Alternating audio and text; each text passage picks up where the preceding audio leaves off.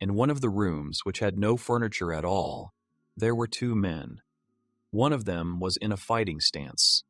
Someone asked about one of the men, and the answer was heard that this man had come here to defeat everyone in the dojo. Near the half-open doors of that room, there were younger people sitting. They were looking at the men, discussing whether the guy was a bad guy. Someone said that he was, and the others asked Alucia what they would do then. The white-haired girl frowned slightly and leaned one hand on her knee, saying that they shouldn't worry and that everything would be fine because, after all, Beryl-sensei was with them. The second man, the brunette, picked up his sword and raised it up. The man with long black hair charged the second man, with a loud sound of a sword cutting through the air. The brunette didn't move a muscle in his face. He was still as unperturbed. He raised his sword, holding it with both hands. Suddenly, the brunette attacked the second man with a loud whistle, swinging his sword right next to his face. The black-haired man leaned back a little. The brunette was now right in front of him. The black-haired man had drool running from his mouth, and his eyes looked empty. His long hair was curling right in front of his face. The short-haired brunette turned to the dark-haired man. The second man fell to the floor exhausted. The white-haired girl, with a tear on her cheek, looked at them with displeasure. It was clear from her look that she had not mastered her teacher's skill. The short-haired brunette's face was still calm and emotionless. He had bright green eyes and sharp features. He could handle it. The state of Leberis with a monarchical fort of rule. This country is the homeland of many famous knights and adventurers, about whom strange rumors circulated. Rumor has it that most of these heroes who wrote their names into history had only one person as their mentor. This person was known as the Swordmaster of the Deep. One clear day, horses were walking along the road, loudly clattering, pulling a cart. Many birds were flying in the sky. Small houses were visible nearby on the hills, and large mountains were on the horizon. The coachman, with a black mustache and beard, held the reins tightly. He said they were almost there. His eyes were covered by his hat. In the carriage sat a girl who thanked him. The girl with blonde hair looked out the window from which a little light fell on her. A sweet smile was visible on her lips. She sighed contentedly and said that she was overcome by nostalgia. In this small settlement there was a house which was surrounded by a small stone fence, and a trodden path led directly to its front door. An elderly man with a bushy mustache and beard entered the door. He had long blonde hair and prominent cheekbones. He frowned and looked at someone. A large room, which was equipped with special equipment for training, and in the center, a short-haired guy was training. The man called out to the guy and asked if he was really training at such a time. An older man asked why Beryl couldn't be a good son. The man told the boy that before he died, he wanted to see his grandson. The man stopped and rubbed his eyes tiredly, calling out to his father. The boy leaned his elbow on a sword, which was resting on the ground. Sweat was running down his face as he said that after he took over the dojo, the number of students increased. He asked if he had become a good son yet. The father said no. The father moved away from the door a little and asked if there was a nice girl among his students. A short-haired man looked out from behind the door and sternly said that the dojo was not a place for flirting. Beryl's gaze was tired and sullen. He frowned a little, holding the door with his hand and looking away, asking about who would want to marry a swordsman from the wilderness. Every swordsman in their country aspires to become a knight or adventurer, bowing to the ruler. This man had trained with a sword since he was a child, and he had the same goal as everyone else. He dreamed that one day he would go to the city and save many people with the help of his sword. But he ended up becoming a self-defense teacher somewhere in the wilderness, and most of his students were children. Beryl watched his students train. His face was already lined and his beard was stubbled. He thought that this was how it all ended, but it suited a man like him. One day, a man in high boots walked through the short but thick grass.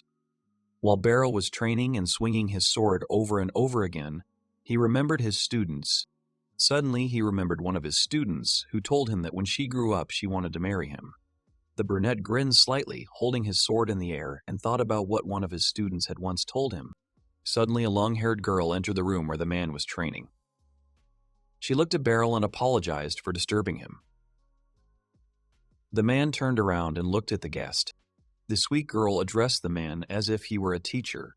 A slight smile was visible on her lips. The man had sweat running down his face, and he looked at the girl with no particular surprise, asking if it was Alucia. After some time, they were already sitting at the table. Beryl told her that a lot of time had passed and he could hardly recognize her. Alucia said that he looked the same as before. The man smiled and thought that she had become so grown up.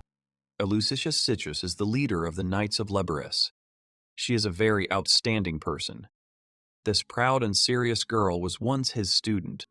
This girl had a good talent and learned very quickly. She just watched him and repeated his movements. And now, after 4 years, he had nothing to teach her. When this girl left the dojo, he gave her a sword as a parting gift.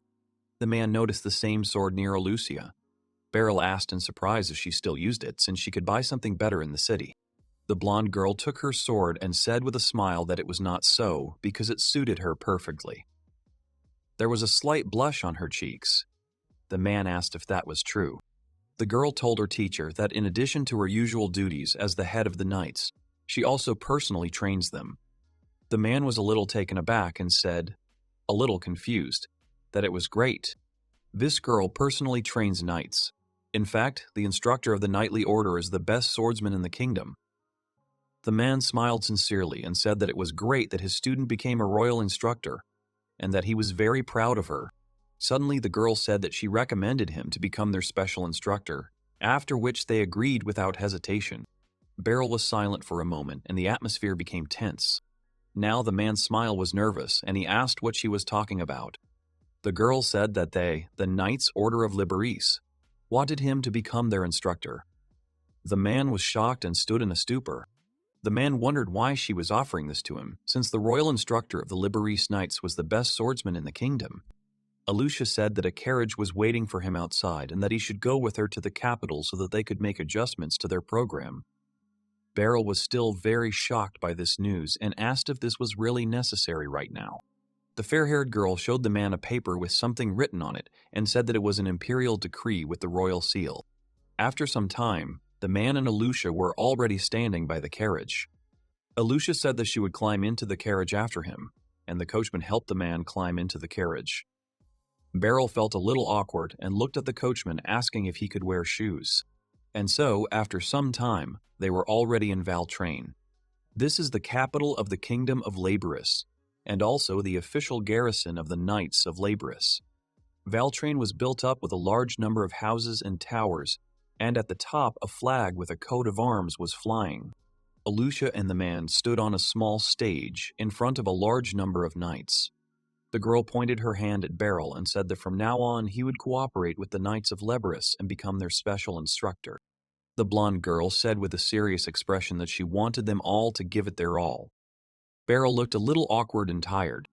Beryl looked at this huge crowd of people and thought that it was amazing, and that there were more than 100 people here. Looking at them, you can see that everyone here is quite experienced. Suddenly, Alucia pointed at Beryl again and added that Beryl Gardenant was much stronger than her, so they should learn well from him. He looked at the girl in shock. Alucia looked at Beryl and, pointing to the crowd of people, asked him to say a few words. The man was a little taken aback and did not know what to say. Beryl felt very awkward and scratched the back of his head, wondering what she was saying. He said hesitantly that his name was Beryl Gardenant. Beryl thought that he was just a middle-aged guy and didn't know what to do. Everyone started chatting.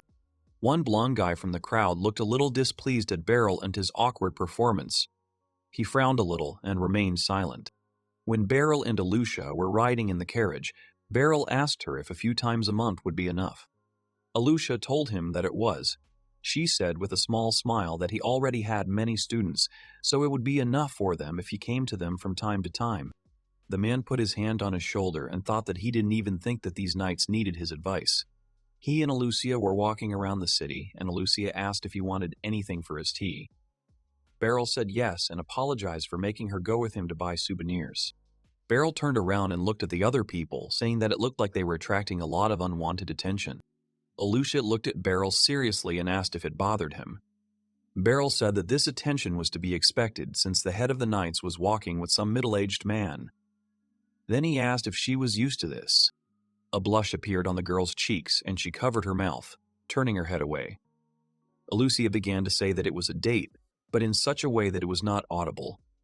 Beryl asked if she had said anything, but Alucia said no. Suddenly, a stranger approached them, and when they turned to her, she asked if it was the head of the Royal Knights. She said with a slight mockery that no one would have thought that she was shopping with a man. This stranger was dressed quite openly. The stranger said with a smile that it was very interesting. As it turned out, Alucia knew her and asked her what she wanted with a grin. Beryl was surprised that they knew each other. Beryl saw the Black Adventurer's Guild plate on her chest. This shocked Beryl greatly, and he thought that she was the strongest adventurer. Suddenly, Lysander stared at something with her eyes wide. He thought about what happened. Lysander, very worried and shocked, grabbed Beryl by the shoulders and loudly asked if this was Beryl Sensei. This scared Beryl a little, and he did not understand what was happening. Lysander said a little thoughtfully that it was true and that there could be no mistake. Beryl asked, a little surprised, if it was Shurna. Lysander blushed a little and smiled. Beryl remembered a little girl with shaggy hair. She said anxiously that everything was true and she was Shurna, then said that he still remembered her, even though 20 years had passed. He said with a tremor in his body that he was glad that she was doing well. Remembering that little girl, he thought about how Shurna was an orphan and he took her in 20 years ago. He taught her for about 3 years, and then a family adopted her. Alucia pointed at Lysander and called out loudly, saying that the teacher was very busy right now, so she should take her hands off him. Lysander looked at Alucia with a slightly displeased expression. Fluffy clouds floated in the sky, and there was silence. Alucia and Lysander looked at each other angrily, and Lysander bared her teeth. Beryl stood between them, not knowing what to do. Suddenly, Lysander offered Beryl to give him a tour of the city and the Adventurers Guild. But Alucia clearly didn't like it. She said a little displeasedly that the teacher was currently walking with her and Lysander shouldn't disturb them. Several men were watching them. They said that it was the leader of the King's Knights and Lysander, and that they were not often seen together. Then they noticed Beryl and asked who the old man was with them. Alucia walked ahead of everyone and said hello. She said that she came here to show her teacher the shop. The man who stood behind the counter said that they had just received a new shipment of swords. Beryl looked at Alucia and Lysander, who were standing near the counter and chatting. He thought that wherever they went, people showed them respect, and they really had become strong women. After a while, Beryl picked up one of the swords, examining it. He thought that this was what it was like. A knightly order forged that they had some pretty good swords here. As he examined the sword, he wondered if they were selling it too. Suddenly, a blacksmith came up to Beryl and said with a smile that if he wanted, he could try it. Beryl turned around a little and said that it was a good idea. After that, the blacksmith led him to the training pole and pointed at it with the same smile. Beryl looked at the training pole a little uncomprehendingly. Lysander grabbed her chin and said that it had been a while since she had seen the teacher use a sword. Alucia agreed with her. Beryl covered his eyes with his hand and thought about how she had only recently seen it in the dojo. The girls encouraged him. Beryl thought that even with a sharp blade they would still have to apply force to cut the fish's spine. He looked at the training log. He thought that the makiwara, invented in the East, was a training device for practicing strikes, imitating the density of the human body. Not every blade can cut it, and more often than not, they simply bend. Beryl held his sword tightly and then swung it. He thought that today had been a rather tiring day and he should calm down, because it was a good sword. His gaze was calm. He tried to concentrate. Beryl delivered a quick strike to the training post and the sword cut through it with ease. After the blow was delivered, Beryl got into a fighting stance and the severed upper part of the pole began to slide to the side. The girls watched Beryl with satisfied grins. Lysander said it was great, as always. The blacksmith watched Beryl in shock, his eyes wide. He noticed the chopped-off top of the pole, which, although slightly slid down, still remained on top. He said in surprise that it was still standing. After a while, the girls asked in surprise if they would buy anything. Beryl said that they would, and that he hadn't brought much money with him anyway. He wanted to add something else. Alucia asked what else he wanted to say, but Beryl scratched his head a little awkwardly and said nothing. Lysander asked about that sword, and Alucia said that she knew. The man looked at the sword angrily and asked in confusion what was wrong. He came to his workers and asked with displeasure which of them had put down the sword, then called them feeble-minded. The man showed them the sword and loudly declared that the sword was completely blunt. Then he asked which of them had put it up for sale. The workers began to apologize to him. The man placed his sword against another training post and said that it was a dull sword. Then he turned his gaze to the cut training post and looked at it silently. He remembered Beryl, who was able to cut through that pillar with a dull sword, and said that the swordmaster from the outback was still in shape. It was already deep night. There were many stars in the sky. Beryl was riding in a carriage along an empty road. He looked out the window and thought that he would become an instructor of the knightly order. He thought that this was a big step forward in his career. Then he looked down and thought that he should not have been trusted with such a role. He thought that, in essence, they were deceiving these knights, and if he screwed up, then not only would he be in trouble, but Alucia as well. Beryl tiredly massaged the bridge of his nose a little and thought about how he needed to figure something out. But then he mentally came to the conclusion that as soon as he got home, he would figure everything out. After some time, Beryl came home. Despite the late night, the lights were still on in the windows. Father called out to Beryl very seriously. He told him not to come home for a while. Beryl was kneeling in front of his father and asked him, very surprised and confused, what he was talking about. After some time, Beryl returned to Alucia. It was already light outside. Alucia, with a little pity and surprise, asked if he had been thrown out. She and Beryl were sitting in chairs in front of a table opposite each other.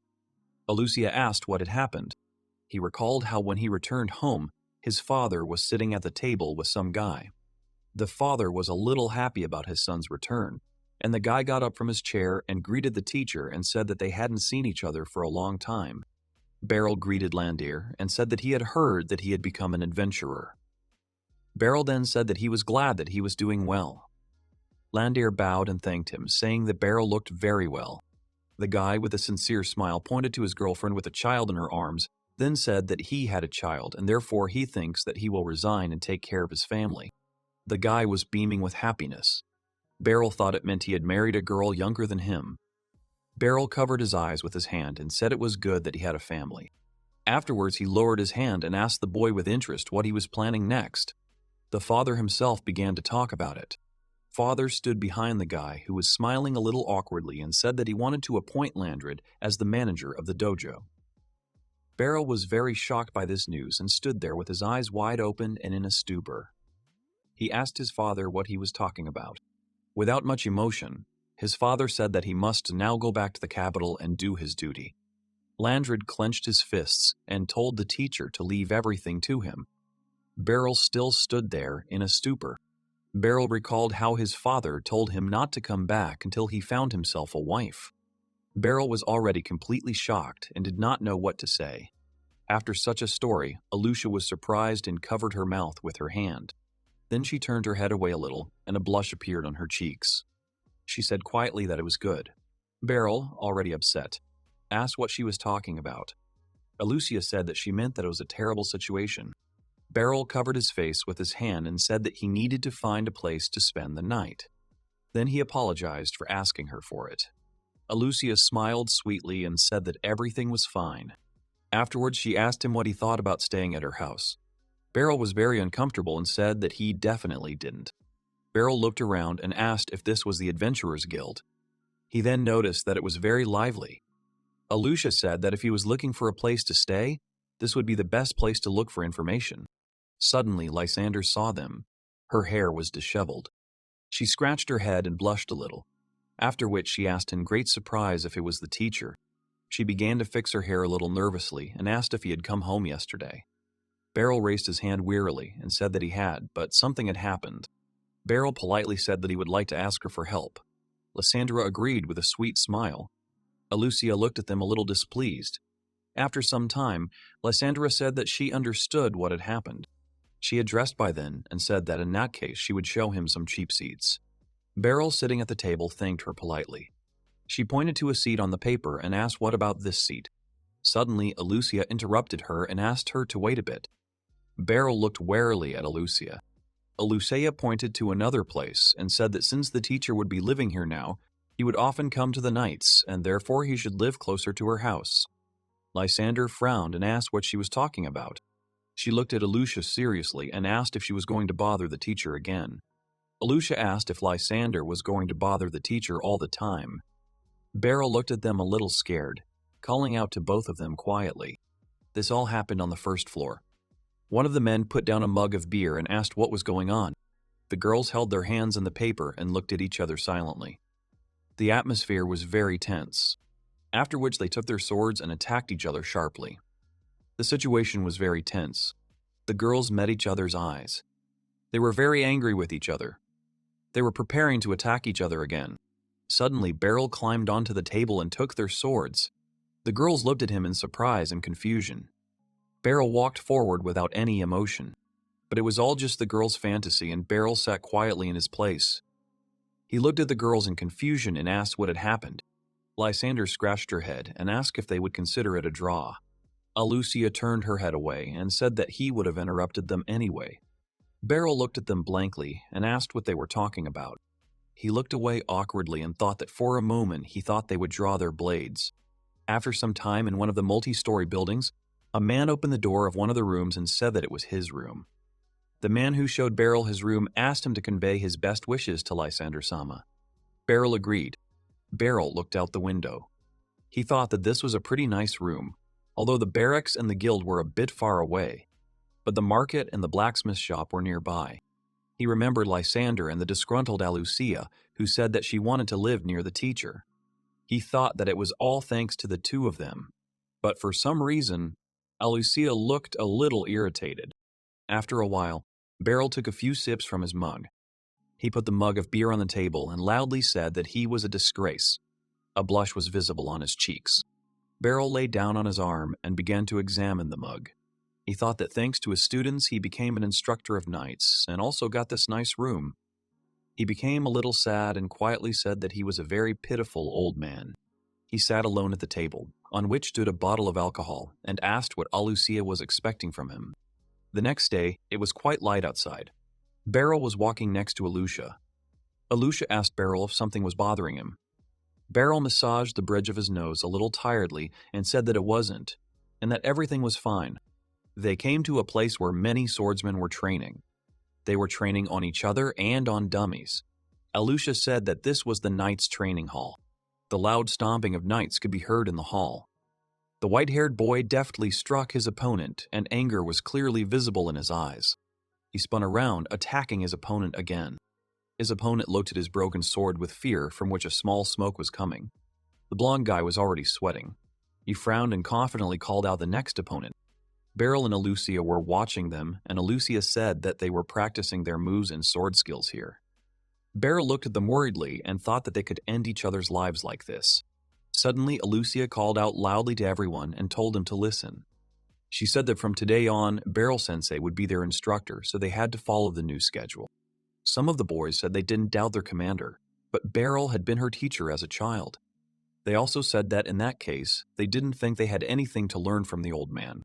Beryl frowned a little and looked at the knights, thinking that he had expected this, that he was not very welcome here. Then he noticed their angry looks. Suddenly, someone from the crowd raised their hand and called the teacher. A cute little girl, in a short dress and with a bow on her head, waved to Beryl. She said that they had not seen each other for a long time. Beryl was very surprised and asked if it was Kaluni. A blush appeared on her cheeks and she smiled widely, saying that she was finally able to greet him. Beryl asked if she could really become a real knight, then sincerely said that he was very happy for her. She awkwardly shook her hands and said that she still had a lot to strive for. After that, she threw in her fists and excitedly said that she was glad that he would be teaching her again, because after all, she had only been able to go to the dojo for a few years. Tears began to stream down Beryl's cheeks. Alucia approached Beryl worriedly, asking what was wrong. The sweet girl began to apologize to Beryl, but he covered his face with his hand and said that everything was fine. They had just become so grown up. Beryl looked at the girls and thought about how long he would be dependent on his students and that it was time to gather his courage. Alucia told Kaluni that she should stop talking during training. Kaluni agreed fearfully. Beryl frowned and thought that he was just an old man and he was just starting to think about what he needed when suddenly a blond boy called out to him. He was one of the knights. Beryl and Alucia turned their attention to him and looked at him. A blond boy, very athletic, holding two swords in his hands. Alucia asked him what he wanted. Beryl looked at him silently and thought that this was the guy. Kaluni said with a smile that he had trained very well today. The guy looked very serious. He said that he was Hembrit's Drought and that he had been entrusted with the post of vice commander of the Knightly Order. Beryl thought that he understood him and that he had a rather evil look. Hembrits looked at Beryl with great animosity, and Beryl thought that he was out for blood. Hembrits said that Leberis was very proud of his knightly order, and Beryl became the new instructor here. But to stay, he had to be a very skilled swordsman. He gripped the sword tightly in his hand. He continued that although the commander herself recommended him, he would like to fight with him. Hembrits confidently handed Beryl one of the swords. Many looked at them in surprise. Hembrits turned to Beryl. His eyes were filled with seriousness, and he himself frowned slightly. Beryl looked at Hembrits with surprise and a little fear. Alucia looked at Beryl with a small, sweet smile. She thought that it was finally the teacher's time. Beryl looked nervous and a little unsure. Hembrits confidently held one of the swords in front of Beryl. Alucia thought that now everyone would be able to see the light of his sword. Knights of Leberis. The flag with the coat of arms fluttered in the wind. The Knightly Order is known for being the strongest in the kingdom. It includes only warriors of the kingdom, and after joining it, they undergo strict training. It is said that one Knight of Leberis is comparable in strength to 10 warriors from other kingdoms. Vice Commander Hembrits. He is without a doubt one of the best swordsmen in this kingdom. Beryl thought about Hembrits' decision to challenge him to a duel. Beryl frowned slightly and pressed his lips together. Beryl wondered how it had come to this. Beryl began to imagine different scenarios. He thought that if he refused now, they would doubt him even more. But if Hembrits defeated him, it would cause even more harm. Beryl turned and looked at Alucia. He thought that the worst thing would be if Alucia was thrown out because of him. Beryl mentally asks Alucia for help. A slight blush appeared on Alucia's cheeks. She told Beryl with the sweetest smile that this was a wonderful opportunity and then asked why he didn't take advantage of it and show everyone his skills. After some time, Beryl and Hembrits were already standing opposite each other in the center of the hall. The knights around them were chatting loudly about something. The boys were discussing what was going on, and one of them said that their vice commander would now be fighting the new instructor. Beryl massaged the bridge of his nose and thought that there was no way to refuse now. Kaluni watched the scene with concern and said that this was the first time she saw the teacher fight with someone. She was tormented by the question of whether everything would be okay. Alucia seemed quite calm. She asked why she was hesitant. Kaluni remembered Hembrits' muscular body and said that he possessed inhuman strength, that with one blow of a wooden sword he ended the life of an enraged bull. And there were people who broke their arms blocking his blows. Alucia confidently said that everything would be fine and she should watch their fight carefully. Alucia's words made Kaluni wary. Hembrits frowned at Beryl. He thought that when he heard that an instructor recommended by the commander herself was coming to them, he was delighted, and he hoped to ask him for some advice on swordsmanship. Hembrits remembered the first time he met Beryl and how awkward Beryl had been. He thought about how when he saw him, he was standing in front of a middle-aged guy and he looked like a dead fish. At their first meeting, Hembrits did not look at Beryl very well. At that moment, he began to have suspicions about Beryl. Hembrits thought that the commander was a very kind girl. So if her teacher asked her to recommend him as an instructor, she would not be able to refuse him. The fair-haired boy became wary. He thought that although he could be wrong, Beryl could be trying to sneak into the knightly order for some personal, vile reasons of her own. This made him even angrier. Hembrits took a fighting stance, ready to attack and defend. Beryl was wary and thought about Hembrits' bloodlust, then wondered if Hembrits wanted to end his life right here. Beryl sighed a little tiredly, looking at the confident Hembrits. He handled his sword carefully and finely, thinking that he should pull himself together and try not to lose stupidly. Beryl mentally told himself that he needed to concentrate, then got into a fighting stance while the people around him continued to chat loudly. The blond boy and Beryl stood opposite each other, ready to attack. Hembrits' gaze was wary and a little scared, while Beryl looked very calm and confident. Alucia waved her hand and announced the start of the fight. Hembrits immediately ran at Beryl with a ferocious look. He was clearly very determined. Beryl stood his ground unwaveringly. Hembrits attacked Beryl with great force. Beryl frowned as he watched his blow. Everyone around watched as Hembrits attacked Beryl, and a flash of light from such a force was heard around them. Everyone looked at them with alarm, with frightened looks, but only Alucia remained calm. Suddenly, Hembrits' look changed. He became a little frightened and shocked, and now Hembrits was under Beryl's sword. Beryl looked confident and stern. He leaned the sword against Hembrits' neck, thus lowering him to the ground. Hembrits looked at Beryl's sword on his shoulder with anger and surprise. But then he quickly stood up, and Beryl moved away from him a little.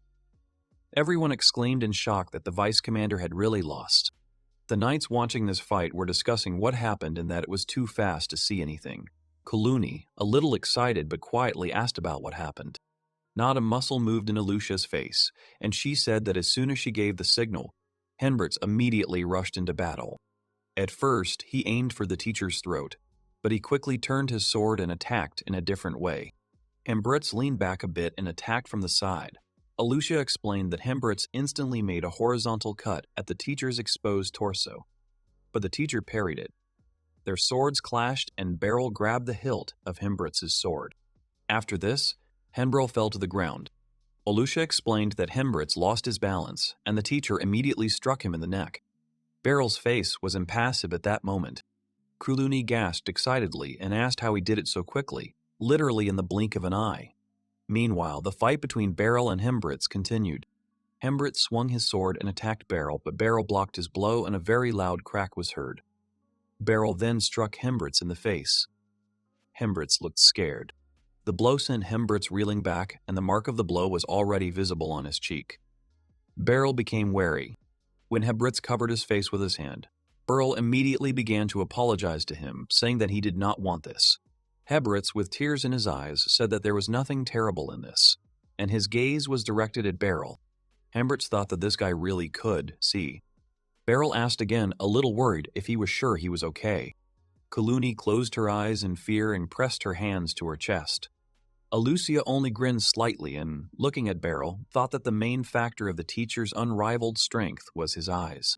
She recalled their fight and thought about how he had a keen eye for his opponent's breathing, his steps, his center of gravity, his grip, and his fencing. Those eyes could detect even the smallest gap, the size of a needle's eye. She also recalled Beryl's strikes and dodges, thinking that he had an all-seeing sword honed to the limit. Hembrits had an angry look. The knights around him were talking in shock about how Beryl had won again and how the vice commander was so helpless against him. Hembrits imagined himself with blood running down his temples and chin, and many deep wounds on his body. He wondered how many times he would have ended his life if this were a real sword. At one point, Beryl looked down and was a little scared. Hembrits attacked Beryl's legs, but Beryl quickly dodged and raised his legs so that the blow did not hit him. He thought that he could still continue. Suddenly, Hembrits planted his foot firmly on the ground and thought that he could show this technique, and when he first used it, even the commander couldn't see it. Hembril swung his sword and began to spin quickly. Beryl looked at Hembril warily and a little confused. Kuluni screamed in fear that this was it. Beryl's eyes widened slightly. It was the twisting slash. Beryl watched Hembrits and thought about how he was hiding his hands behind his back, making it hard for his opponent to know what was coming next. Standing on one leg, Hembrits holds his other hand behind the hilt, and then his sword accelerates thanks to centrifugal force and his superior muscles. With this, he is able to completely destroy the enemy's defense. His gaze was confident. Hembrits turned around very quickly and delivered a crushing attack, but Beryl ran behind Hembrits with the same speed, dodging his sword. When Beryl was already behind Hembrits, he lightly hit him on the head with his sword. Hembrits was already sweating all over, and his look was very furious and displeased. Hembrits fell to the ground, turning to Beryl. Kuluni and Alucia were inspired and smiled, while the others were in shock. Hembrits looked at Beryl in shock and fear, thinking that he was a real professional. Before that, Alucia had fought Hembrits and was able to defeat him. Others felt sorry for the vice commander, saying that if it weren't for Alucia, he could have become their commander. After the victory, Alucia asked Hembrits if he had a strange feeling. Hembrits, sitting on the ground and sweating, said that he did. and that when he fought her, he felt as if they were looking in different directions. Alucia watched the fight between Beryl and Hembritz without any emotion, and in her memories, someone asked her why she decided to become a knight. Hembritz and Beryl's swords collided with a loud sound. Suddenly, a cracking sound was heard. Beryl deftly knocked Hembritz to the ground, striking his sword very quickly. Hembritz grunted loudly and clenched his teeth as he struggled to keep the sword above him. Beryl frowned as he looked at Hembritz, when suddenly a loud popping sound was heard. Beryl looked away to the source of the sound. When he looked up, he noticed that everyone around him was clapping enthusiastically. Beryl was a little surprised, and Hembritz began to rise from the ground. All the knights clapped with a satisfied smile, and Kuluni was very happy. Alucia raised her hand and said that this was enough. After some time, they came to a cafe with a bar. Kuluni was holding a wooden mug with an alcoholic drink in her hand. She coughed into her fist and began to say something in honor of the appointment of teacher Beryl as their instructor.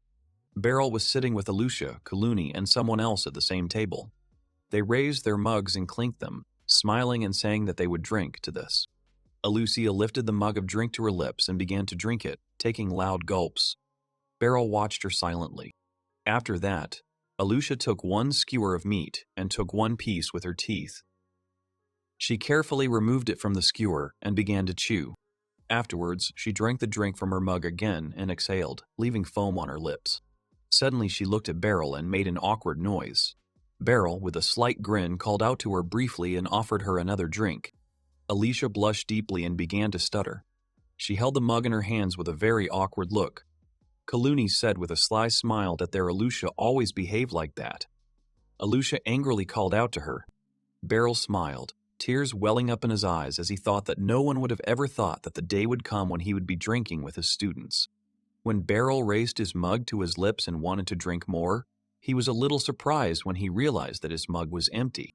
Blushing, Alucia took the bottle and was about to offer to pour him another, but suddenly someone else approached them and held out a bottle of drink. Beryl turned around. It was Hembritz. He was offering Beryl a drink with a polite smile. Beryl thanked Hembritz. He held out his mug, and Hembritz began pouring him a drink.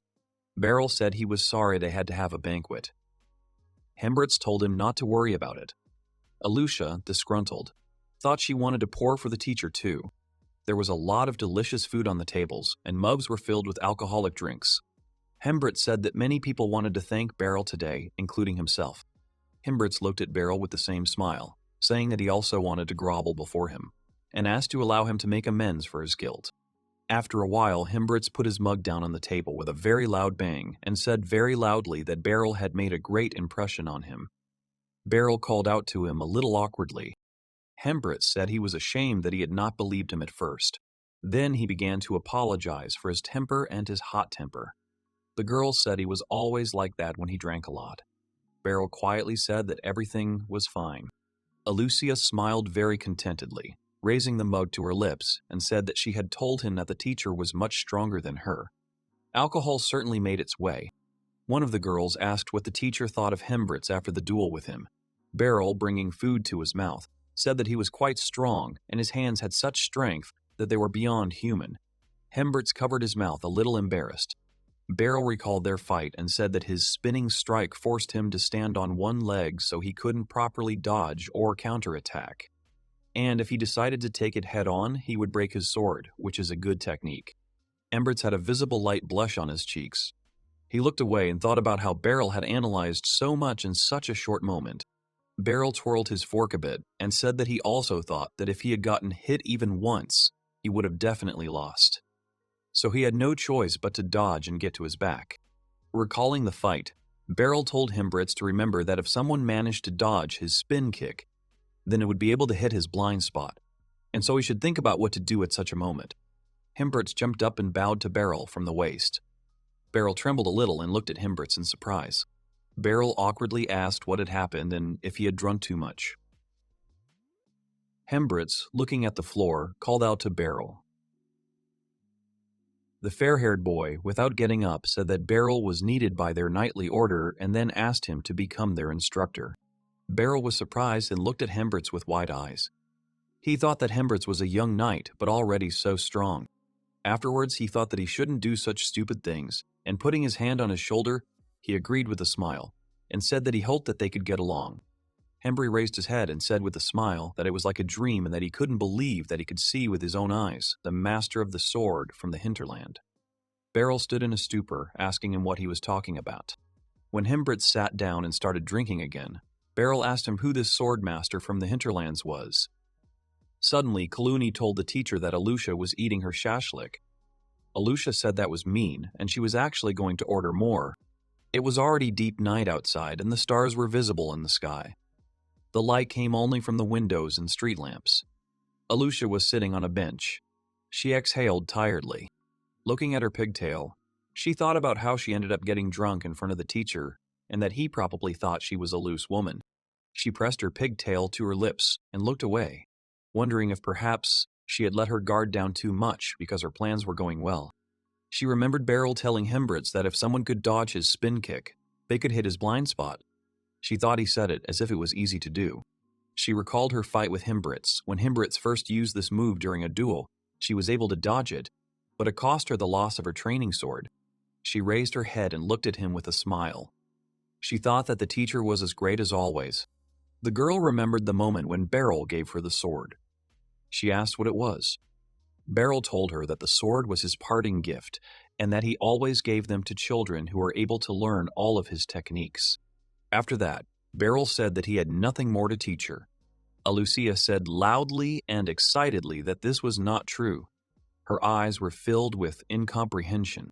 She said confidently that she was still unable to approach his skill, so she disagreed with him. Beryl stepped aside and said that she was overestimating him.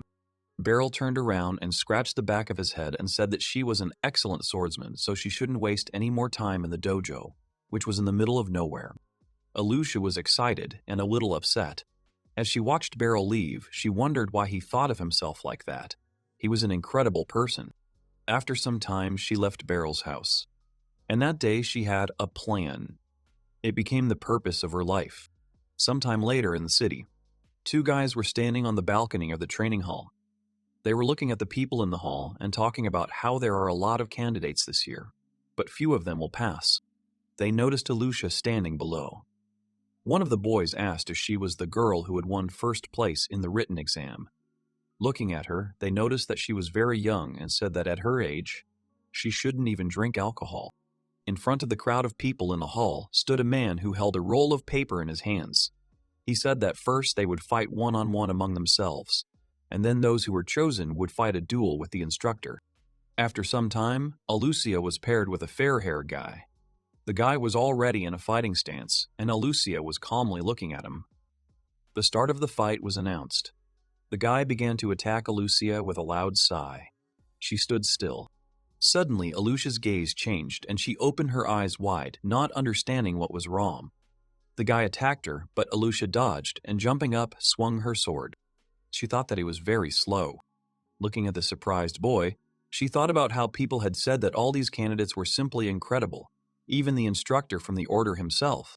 After a while, everyone looked at them in amazement, their mouths open. The blonde guy was lying on the ground, and Alucia was standing calmly next to him. She thought that he was the strongest knight in the kingdom. Afterwards, she frowned, and barely visible tears appeared in her eyes. She confidently believed that none of them could compare to the teacher. Alucia Citrus, having set a new record in the entrance exam, and proven herself to be an incredible knight, she was immediately accepted into the order, becoming a young commander. After some time, Alucia asked someone in surprise if he really wanted her to become an instructor. The person with her confirmed it. Across from Alucia sat a man who said that no one else was suitable for the role. He then added that he understood that with her duties as a commander, she did not have much time, but he would still like it. She lowered her head and smiled, thinking that she had been waiting for this. Then she said that she would gladly accept his offer. Remembering Beryl, she said that there was someone who was more suitable for this role than she. Then she asked if he could listen to her. The reason she became a knight was because she wanted to set the stage for the teacher. After remembering everything she had gone through, the girl ran her hand over the blade of her sword, thinking that he might think that this was too much, that she was a bossy and selfish girl. Alucia closed her eyes. She felt very sorry for not having ambitions like the other knights. She hugged her sword, thinking that no one would ever know his true skill, making her feel heavy at heart. Opening her eyes, another memory came to her. Once upon a time, a girl sat under a tree, hugging her knees. Beryl walked slowly towards her, saying that the other child had gotten off with only a bruise, and they would put something cold on it and it would gradually go away. Alucia covered her face with her hands. Beryl approached her, saying that it was just an accident, so she should go back. Eyes were filled with tears which were running down her cheeks. She quietly said that she was very sorry. Looking at Beryl, she began to apologize and said that now she could not show him her face and that it was her fault. Beryl sat down slowly on the other side of the tree and called out to Alucia. He asked her if she needed a handkerchief and then handed it to her. Alucia reached for it, a little hesitantly.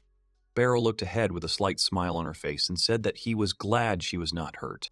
Alucia quietly asked what he was talking about. Beryl explained that he didn't mean that the boy from the other dojo was injured. That was fine. But when it came to his students, as long as they were safe, he was calm. Beryl closed his eyes with a sincere smile. Beryl tightly and cried loudly. After these memories of the past, Alucia stood up from the bench, also looking at the sky. She thought that from now on, her teacher's path as a swordmaster was just beginning. Alucia sincerely thought that he would open a new era, and in the near future, he would be called a swordmaster. After some time, Beryl came to his room and lay down on the bed. He tiredly said that he had drunk too much. A huge library with an equally huge number of books and a small sofa in the center of the room. Someone greeted Thistle and asked if she had heard already. There were 2 girls in the library. One of them was sitting on a small sofa and said that the vice commander of the knights had been defeated in a duel. Afterwards, she felt sorry for him. The second girl took books, saying that she had never heard of it before. Afterwards, the dark-haired girl asked who he had fought and whether his opponent had been the commander. The fair-haired girl said that it had not been so, and if she was not mistaken, it had been the new instructor, supposedly a master of the hinterland. The dark-haired girl froze and turned around, asking if it was the swordmaster from the hinterland. The blonde girl said it was. The dark-haired girl asked if it was Beryl Sensei. It was a bright day. There were many people walking around the city. Someone said that they were now in the western part of the city, and that they had a shopping district there, and there were also many shops there, so he would be able to find something to his taste. She then added that there was a lot of fighting here, so they had knights patrolling the area 24 hours a day. Beryl asked if she really didn't mind him coming with her. Kaluni told him that it was true, and he should trust her. A little earlier, Beryl told everyone that they would end things here and that everyone had done a good job today. Beryl sat down on the floor in the hall. Kaluni sat next to him and asked if he had gotten used to the city yet. Beryl said that he hardly went anywhere, so he didn't know much about it. Kaluni agreed because he came to train them every day. Hembritz, who was standing next to them, asked if he knew that they had a lot of popular places here. Beryl, a little surprised, said that he had come quite a long way to this city, so it wouldn't hurt for him to see all of it. Kaluni extended her hands and asked Beryl what he thought about walking around the city with her while she was on duty. After some time, Kaluni brought Beryl to a market where there were a lot of people. She said that this was the biggest market. After that, she pointed somewhere and said that here he could buy everything he needed, and that she often shops here. Beryl stood in a slight stupor and thought that there were too many shops here, and he didn't even know where to start. Middle-aged country bumpkin. Kaluni held the dress to herself and asked him what he thought of it. She was all beaming with happiness, and Beryl grinned a little and turned his head away, thinking that she was very young. After some time, Beryl passed by a girl in a cloak, and she still had her hood on. She turned to him and asked if he was Beryl. Beryl turned around, looking at the girl. Beryl looked at the girl a little confused, and Kaluni greeted the girl with delight, calling her as Fis-chan. Beryl wondered if she knew her. The girl smiled slightly and said that they hadn't seen each other for a long time. He thoughtfully took his chin and looked at the girl. She said that he was hurting her. Suddenly, Beryl noticed her sword. The girl took off her hood, and Beryl realized it was Thistle. The girl said that it was. The girl rubbed her eyes and said that when he didn't recognize her, he hurt her. Beryl felt awkward and began to apologize to her. Thistle was a very quiet child, and she rarely interacted with other children. Beryl often saw her practicing her sword strikes alone. After she had mastered all of his techniques and he had given her a sword as a parting gift, she told him that she would now move on. After that, she left the dojo. Galuni took the girl by the shoulders and said that she and the teacher wanted to see the local sights, then invited her to go with them. Fissel said that she did not mind because it had been a long time since she had seen the teacher. They were walking to the market and Galuni asked Fissel what she was doing in the city. Fissel told her that she would answer, but Galuni had to make a surprised face. Galuni answered that she understood and added that Fissel was very amazing. After that, Galuni asked if Beryl knew that she was considered a master in the magic division. Fissel tensed up and her cheeks turned a little red. Beryl would be very surprised by this. He asked if this meant that she could use magic. Fissel confirmed this, then said that he could praise her. The magic division.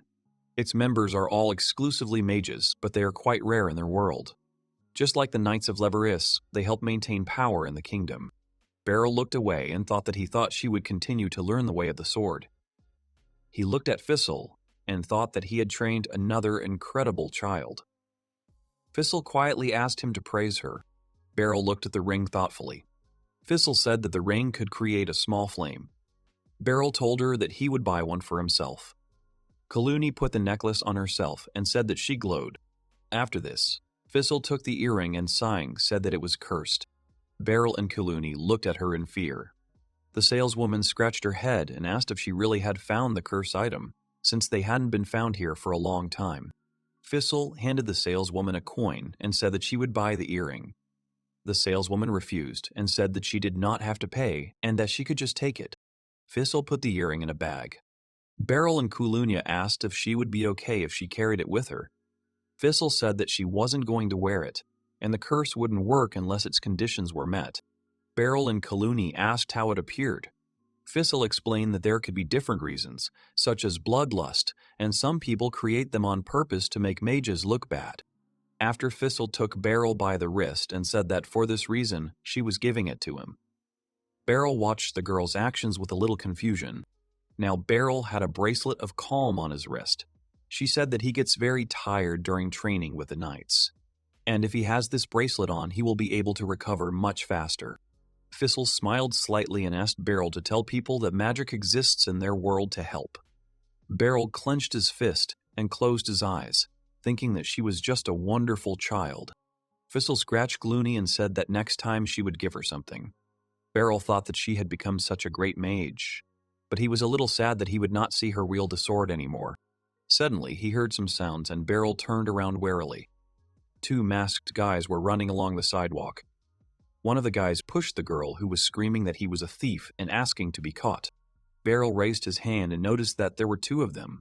But suddenly Fissel blocked his way and said that she would do everything herself and he could just watch. Kaluni looked at Fissel a little indignantly and said that it was her job. Fissel picked up her sword and swung it. She looked very confident. Beryl was surprised that she was using a sword and wondered if she was planning on using magic. Fissel tightened her grip on the hilt. Lightning sparked around her and dust flew off Fissel across the ground. Her expression remained unwavering. She attacked the thieves. Although she used magic, she did it with a sword. Beryl watched this situation in surprise and thought that he was hit by something.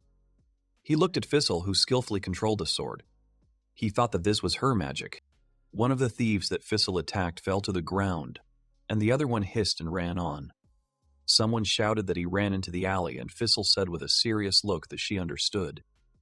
She walked forward, and her sword made a cracking sound. She jumped up with a loud sound, and the people nearby covered themselves from the flying stones. The thief ran down the alley, and Fissel skillfully pushed off the walls of buildings, quickly following him. After that, she attacked him, and he fell to the ground with a groan. Fissel put away her sword and also looked at him with a serious expression. After that, Kaluni lifted the boy onto her shoulder and exhaled. She dragged the 2 thieves forward and said that she would take them. Beryl looked at Kaluni with a little surprise, saying that everything was fine. In his mind, he wondered if all the knights in the order had such strength. Fissel looked at Beryl calmly. She asked him how he liked her skill. Beryl said it was incredible, then asked if that was her magic. Fissel explained that it was a sort of magic, and that she enhanced her blade with magic. She added that her commander said that she was the best at it. Beryl thought that this was indeed an incredible technique, and that no matter how long her sword was, her attack would reach its target. Beryl never thought that she could strengthen his sword technique like this. Now he wanted to meet her magic teacher. Thistle laughed contentedly. Thistle said that the commander of her division taught her the magic sword. And also, when she told her about Barilla, she also said that she would like to meet him. She turned around, but continued to look at Beryl. She said with a sincere smile that they were very similar. After some time it was night, but the lights were still on in the windows of the building. Beryl looked at the bracelet on his arm and said that after she put it on his shoulders stopped hurting. He was still walking past the houses, and the smile never left his face. He thought about how one of his students was the commander of the order, and another was an incredible mage. He couldn't even know that all of them would be able to climb so high up the career ladder. He was in a narrow alley where there were no people at all. Beryl frowned a little and put his hands on his cheeks, squeezing them a little. His eyes were tired. He forced himself not to think like that, and that he should praise his students for putting in so much effort in achieving all this. But he, on the contrary, had achieved nothing, and was just an ordinary old man. Suddenly he noticed some flash and raised his head towards the source of light. Beryl stopped and saw a bright light coming from something in the distance. He wondered what it was, but then realized it was fire. Suddenly he saw the silhouette of a girl who was completely ablaze with fire, and even her eyes. Beryl was a little scared and alert. He quickly covered himself with his hand. The girl put her hand to the side and, waving it, attacked Beryl sharply. Beryl got into a fighting stance and grabbed his sword as the attack came at him. The fire, like an angry bird, flew straight at Beryl, but he quickly jumped up and covered himself with his hands as the flames flared up behind him. He attacked the flaming stranger. Beryl cut off her head with a sharp movement and looked at her warily. The stranger's head immediately began to grow back. Beryl asked in surprise if it was magic. Someone with long hair in the shadows raised his hand and looked at the bracelet, then looked surprised at something. Bright flashes flashed in the narrow alley. Beryl attacked the flaming stranger again, this time cutting off her legs and an arm. He looked at this girl and thought that this was a flame doll created with magic, and that no matter how many times he attacked her, she would still recover. He sighed heavily. Beryl ran away from her, and the fire doll flew after him. Beryl looked at her, thinking that it was great that she was chasing him. Beryl remembered Fizzle's words that using spells at long range is not very effective, and it greatly exhausts the mage. Therefore, it is better to use a bow and arrow for this. Beryl ran out into the open, empty area and walked towards the center. He looked around, thinking that whoever was controlling this fiery doll was probably somewhere nearby, and that there would definitely be nowhere for him to hide. Someone came out onto the platform and Beryl became wary. It was a girl with long blonde hair. She said that he was quite a brave man and made her come out of hiding. She looked at Beryl with a sly grin. Beryl was very shocked and did not understand what was happening. He asked if it was a child. The girl angrily and discontentedly asked who he called a child and whether he really didn't respect his elders. She raised her hand and asked if he was the sword master from the hinterland. She then said that he had managed to escape her magic and that she now believed that he had defeated the Roaring Blade. Beryl frowned and asked again about the Roaring Blade. The girl said that she was talking about the vice commander of the Knightly Order. Beryl realized that she was talking about Hembritz and that he had a very cute nickname. The girl clenched her fist and said that she had her own reasons for that. The girl sharply pointed her hand in his direction and said seriously that she had come for his life. Beryl looked at the girl a little uncomprehendingly. Beryl, looking at the girl, thought that it was bad to joke with her, but something was clearly wrong here. The girl looked questioningly at Beryl and asked why he was silent and whether he had swallowed his tongue. Suddenly, Beryl was in complete shock and his eyes widened as he looked at the bracelet on the girl's hand. He told her about the bracelet, and at first she did not understand him. Then she looked at her hand and understood what he was talking about. The girl looked at Beryl again and said that she had recently taken him from a girl, and although she was a mage, she used a sword. She smiled broadly and asked mockingly what was wrong and why he was so angry when he saw this trinket. Beryl was very angry and his eyes were blazing with rage. He asked very seriously where she was now. The girl looked at Beryl angrily, saying that he had such a beautiful face now. The blonde girl spread her arms out to the sides and many swords rushed at him. She herself told him to try to make her talk. Beryl quickly reacted and moved his leg. He stood up in such a way that not a single sword hit him. Suddenly, a huge ice ball formed above him and rushed towards him. Beryl swung his sword and skillfully cut it in two. That huge block cracked and then broke into pieces with a loud sound. The girl was very surprised when she saw a completely whole Beryl. She thought about how she had been aiming for his blind spot. Beryl was squatting, looking at the girl, and asked if it was lightning.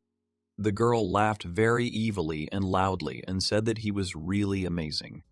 The girl continued to attack Beryl, but he skillfully dodged her attacks.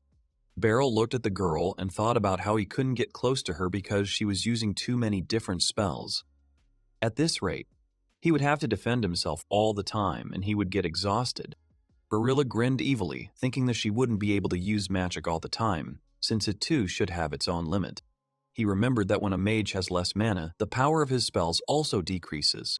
Beryl turned, looking at the fair-haired girl, thinking that now the question was, who would tire faster? The girl waved her hand and asked if this was a battle of attrition, then added that she was happy about it. The girl summoned a water doll. The girl said she wasn't done yet, then asked if he understood. Seeing the doll, Beryl became wary and frowned. The water doll descended to the ground. A stream of water with a very strong current suddenly rushed towards Beryl. The whole area was filled with water up to his knees. Beryl looked at the girl, thinking that there was water everywhere and that it was bad. The girl smiled widely and maliciously and said that now she would not run away. She waved her hand again and attacked him. He staggered back a little from the attack, but was still standing on his feet. After that, the stranger summoned a new doll and asked him what he would say about it. The girl squeezed the magic between her palms, and Beryl's gaze was filled with fear. The blonde girl opened her palms. She made a small magic ball which she threw towards Beryl. When the ball hit the water, it immediately began to react violently. The girl asked him with a slight mockery if he could survive it. Beryl raised his sword and frowned at what was happening. Suddenly, there was a very loud explosion. When water comes into contact with another substance at high temperatures, it boils and a Freudic eruption occurs. The stranger watched contentedly. But suddenly she said that under the influence of the moment, she had overdone it. Suddenly, Beryl emerged from the huge cloud of smoke with a very angry look in his eyes. The stranger was very surprised. Beryl thought that it was dangerous and that he should not hesitate when the magic ball rushed towards him. Beryl swung his sword very quickly and thrust it into the ground, cutting a triangular piece out of it, which he used as a protective wall, hiding behind it. The blonde girl gritted her teeth, smiling very widely. She spread her arms out to the sides, stepping down a few steps. Beryl's eyes widened and he pushed off the ground sharply, jumping to the side. Beryl landed, squatted down, and looked at the girl. He wondered what was wrong with her. The girl turned her gaze to Beryl. He thought that if she continued to attack him, he would definitely lose to her. The girl exhaled very loudly and said that it was enough. She turned her head away and said that if he could survive even this, then she definitely could not oppose anything to him. Then she added that this is what Thistle had told her. Beryl looked at the girl with an uncomprehending expression. He asked what she was talking about and whether she really knew her name. The girl smiled and said that of course she knew him after all. She was the one who taught her magic. The girl placed her hand on her chest and said that her name was Lucy Diamond. Beryl asked in surprise if she was the commander and thought that she was the most powerful mage in the kingdom. The girl said that she was the commander of the magic division. A girl and a man stood near a huge hole in the ground. The man said it was too dangerous and she would be turned down anyway if she asked them to use it only for training. The girl calmly said that she thought so. The man apologized to her for this and said that he was afraid to imagine what would happen if rumors started to spread about it. The girl, without much emotion, said that everything was as usual. She raised her hand to her chin and said that even this spell would never see the light of day, and that it made her very sad. It was all a memory of Lucy. She leaned her elbows on the partition and said with a smile that she only used it because Thistle said you could resist her magic. Beryl was very angry and did not understand what was happening. The blonde girl said he was weird because even when his life was in danger, he continued to fight the fire doll. She asked if he realized that most mages aren't killers. Beryl's eyes were filled with fury, and he asked her why she had started all this then. Lucy felt a little awkward and said that she thought that if she didn't do it, he wouldn't take her seriously.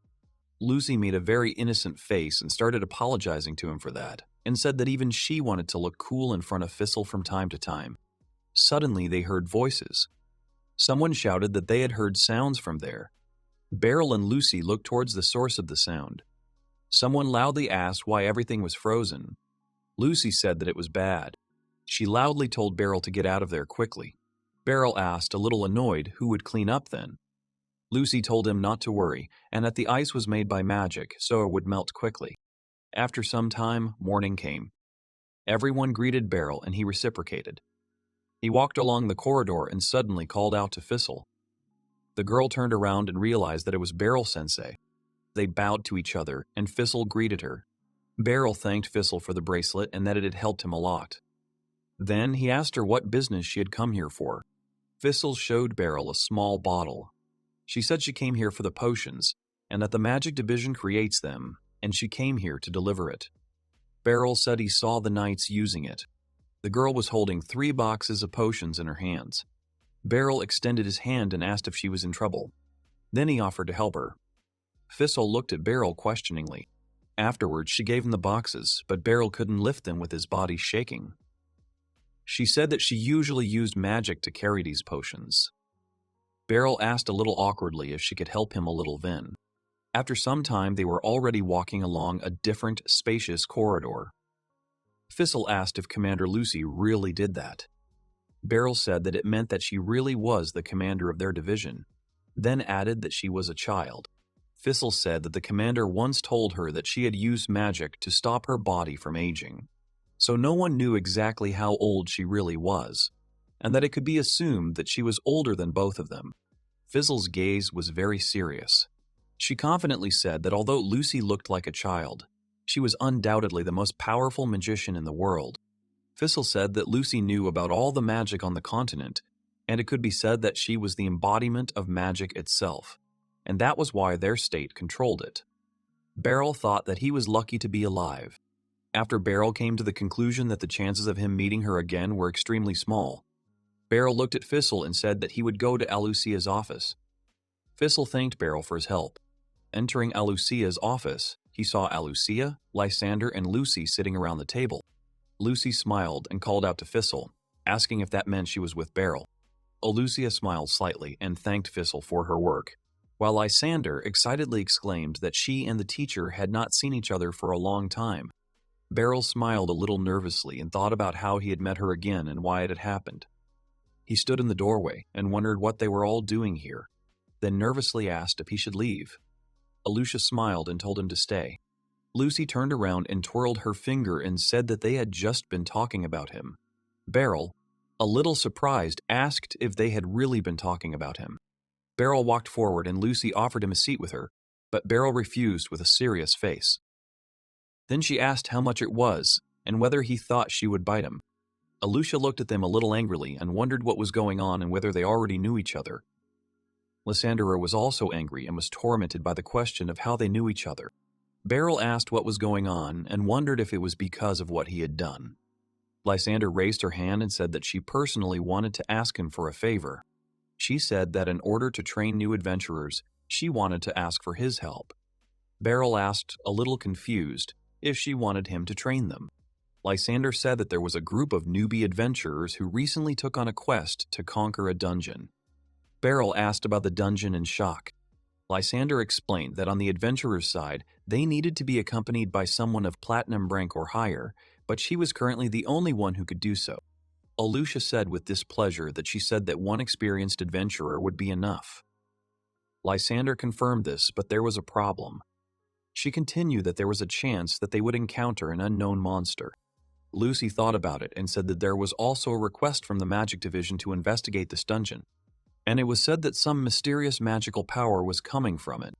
Lysander added that the chances of them running into an unknown monster were slim, but the guild had decided to send 2 experienced adventurers on this mission just in case, and that was why she wanted to ask them to go with her. Beryl smiled slightly and agreed to go with her. Alucia looked at Beryl, a little surprised. Beryl asked Alucia if he could leave the training grounds for a while. Alucia, a little disappointed, said yes, and that she thought there would be no problem. Beryl turned to Lysander, saying that she had helped him so many times before, but he was not sure that he could be of any use. Lysander bowed to Beryl and thanked him loudly. Beryl said that in that case, they would meet at the guild. Lucy called out to Thistle and said that if she was not busy, she should go to the guild with her now. Thistle looked at Lucy a little uncomprehendingly. There, they would be able to see something interesting. After a while, they were already walking down the corridor. Alucia said that it was unexpected and that she was sure that he would refuse her. He said that before he would most likely refuse her.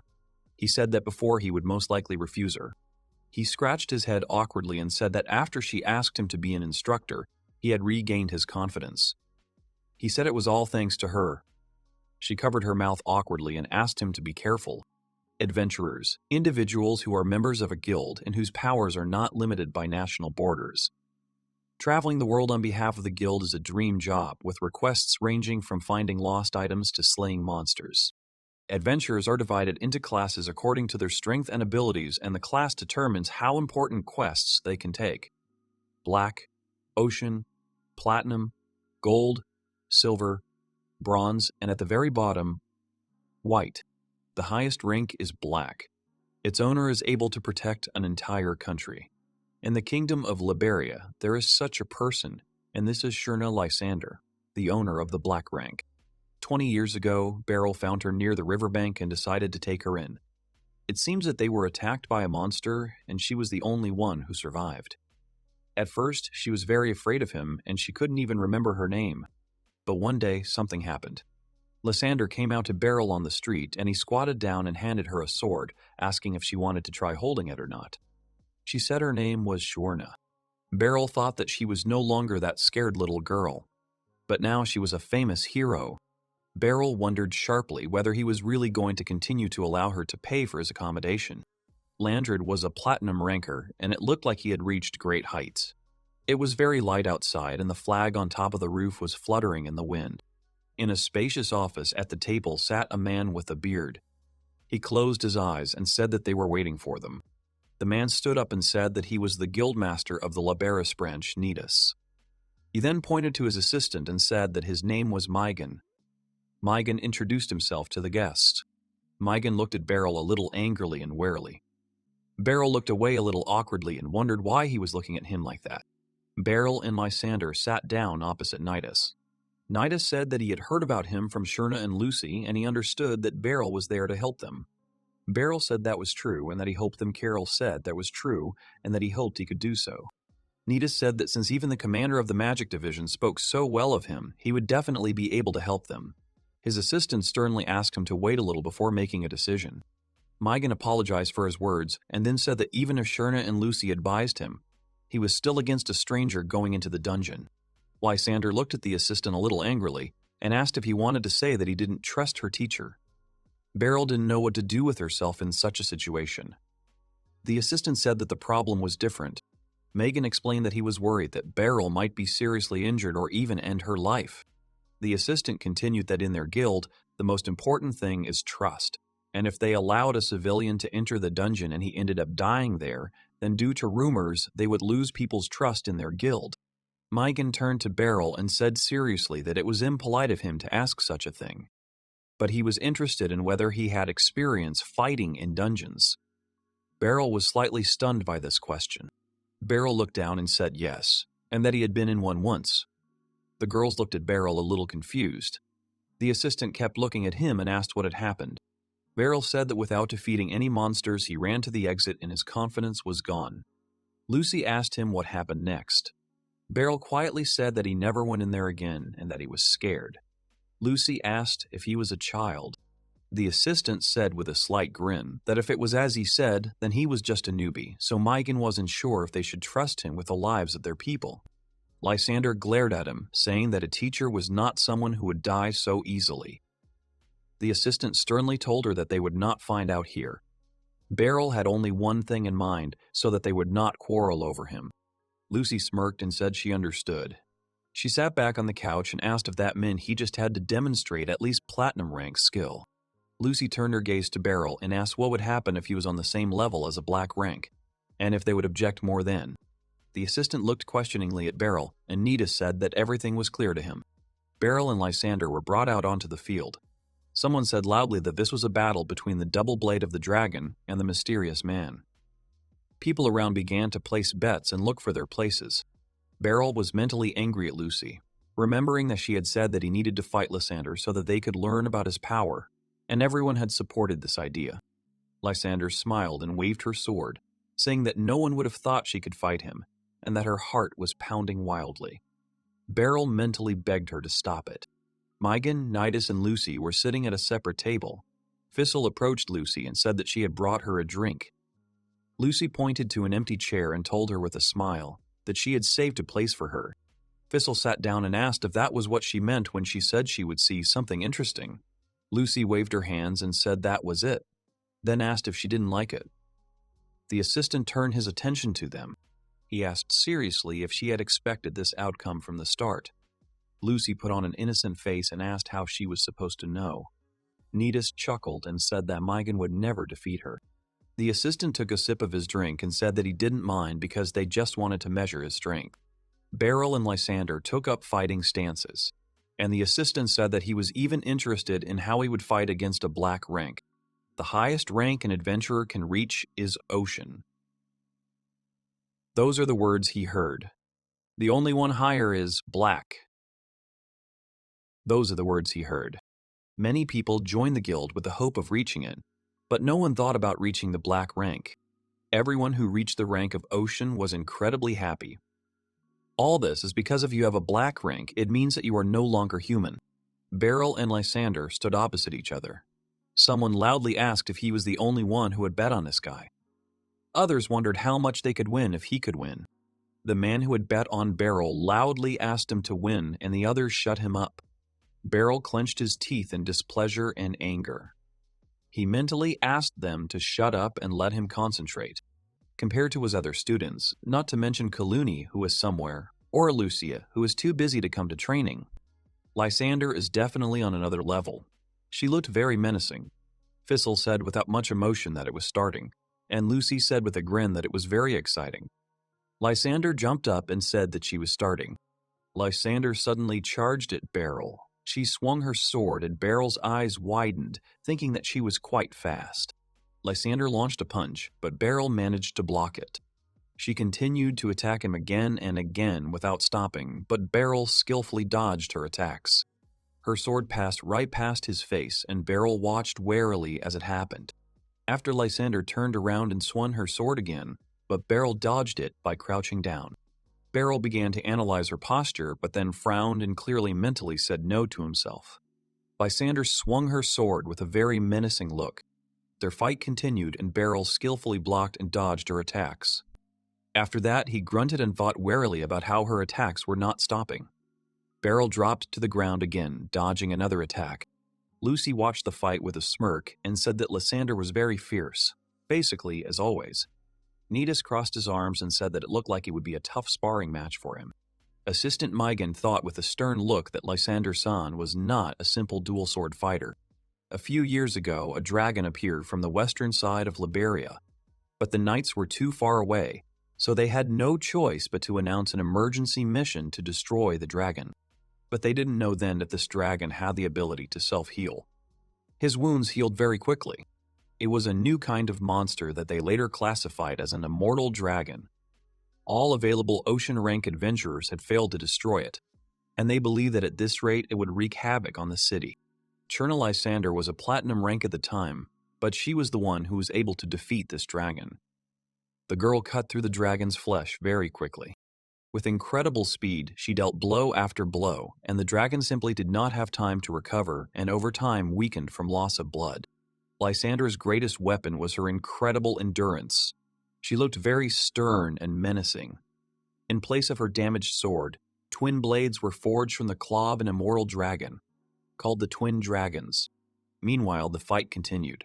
Lysander rushed behind Beryl and he became wary. The girl attacked him sharply from the front, but Beryl was able to dodge, leaning back.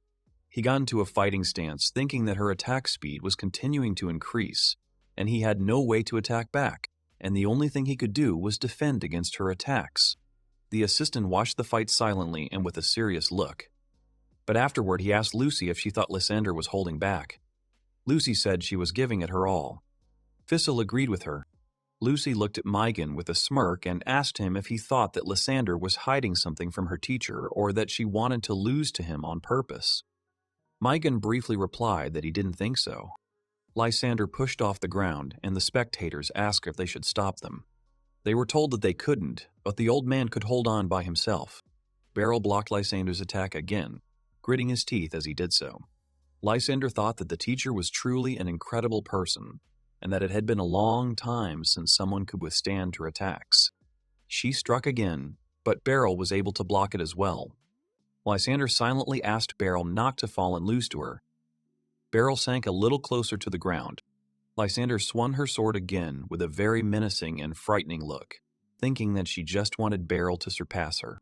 Barl was already sweating, but he was still frowning at Lysander. She struck again, and when their swords clashed with a loud sound, Barl twisted the sword in her arm away. He swung his sword, knocking Lysander's sword out of her hand and throwing it into the air. Lysander was very shocked by this turn of events, while Thistle calmly watched the fight, thinking that Barl had used the crushing leaf. Originally, it was a simple sword disarming technique. The teacher perfected it, and he decided to use it even though he didn't want to with all his heart. His technique also destroys the opponent's stance. Lysander took up her second sword and attacked Barl again. He blocked her strike, and after Lysander lost her grip, because Barl used that technique again and twisted her sword. She was a little scared and surprised. Barl threw her sword aside. Everyone was very surprised and tense. Lysander's look was already very frightened. She smiled nervously and wondered if it was her sword that he had thrown. Barl used her swords to pin Lysander to the ground and put his sword to her throat. It happened very quickly. Everyone was very shocked, and even Megan's eyes widened as he watched. After that, Barl removed his sword from her neck. He said with a smile that she had indeed become very strong and that he was proud of her. Lysander smiled slightly and said that it was not so, and that she still had a long way to go. Barl stood up and started helping Lysander up. The guy who had bet on Barl was very happy about his victory, while the others were in complete shock. Suddenly, Megan turned around and headed somewhere. Nidus looked at him and asked him what was going on, confused. Megan said that he wanted to introduce the newcomers to Gardenant Sama. Everyone exclaimed that it was a great fight. Lucy asked Thistle with a smirk on her face what she thought of their fight. Thistle looked at Lucy. Thistle said that Shurinasan, the double-blade dragon, is most likely right-handed. She explained that she attacked less with her left hand, using it more as a defense while her right hand was constantly striking, and that was why the teacher had targeted her left hand. Thistle took a sip from her mug and said it was still hard to believe he could pull off such a thing under her furious blows. Lucy, with a wide smile, said that was an excellent observation, and then called the commander.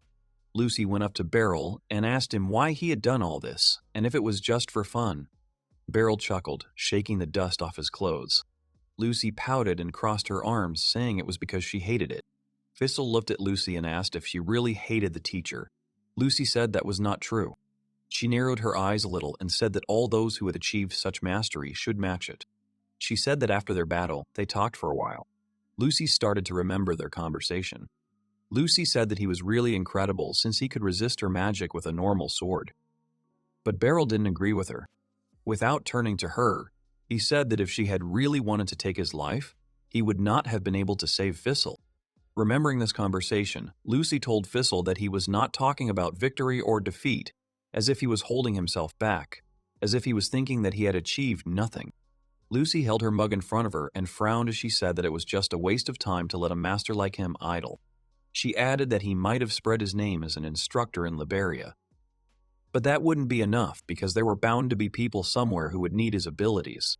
While Megan was talking to Barl, Lucy confidently said that they should lend a helping hand so that he could become a very famous person. Thistle smiled slightly and agreed with her.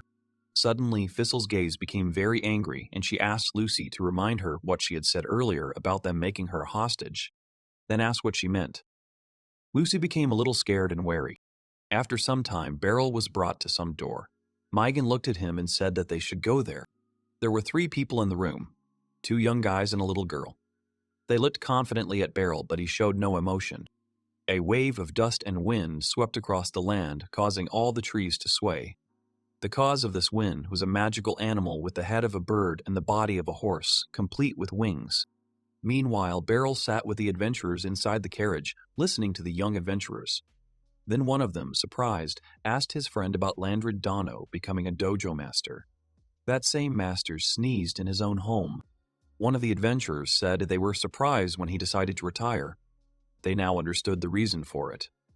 Beryl explained that his father had wanted to become an ocean rank adventurer, but he had decided to leave.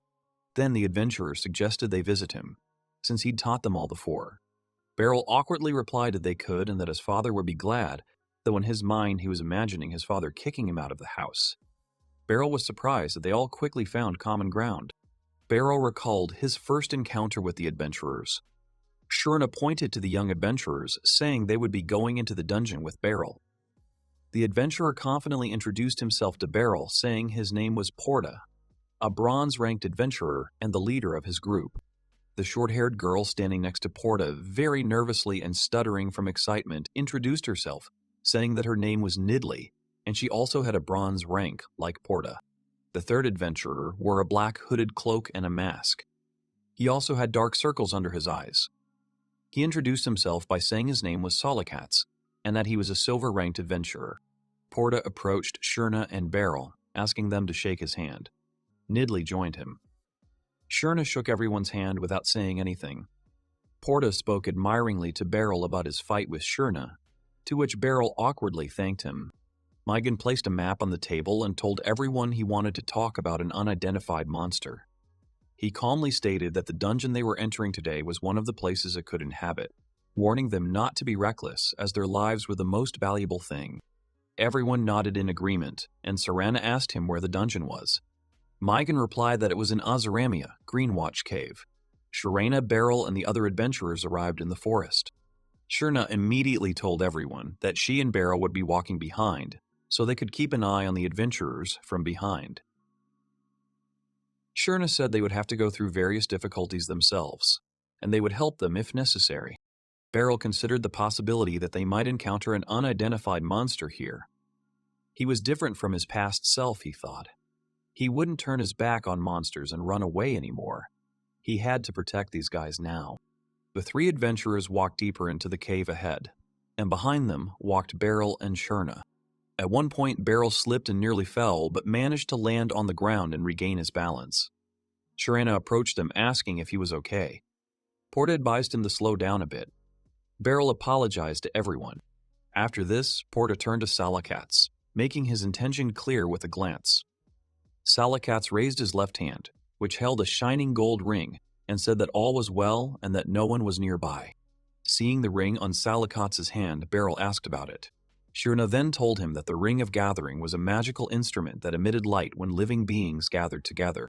Shurna said that Solikats was their detective, and his role was to make the dungeon's journey safer by spotting monsters as early as possible. Porta and Nedley were at his side, guarding him. That's the basics of teamwork in a three-person group. Suddenly, Solikats stopped Port, who was walking ahead, and told him there were a lot of monsters ahead. Port seriously asked Solikats what he meant by all the monsters waiting ahead. Looking deeper into the cave, Solikats informed everyone that they were goblins, and quite a few of them.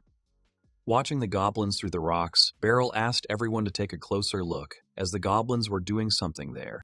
Porta, hearing his words, looked at the goblins, observing their actions. In the darkness of the cave, the goblins were eating a single goblin. Porta and Nidley were utterly shocked by what they saw, and Porta declared that they were engaging in cannibalism.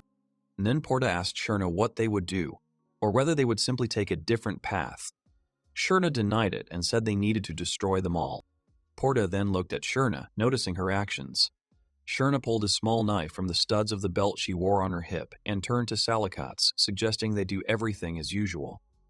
Solikats nodded in agreement. After that, a small dagger flew from the adventurer's direction and hit the goblin Porta squarely in the head.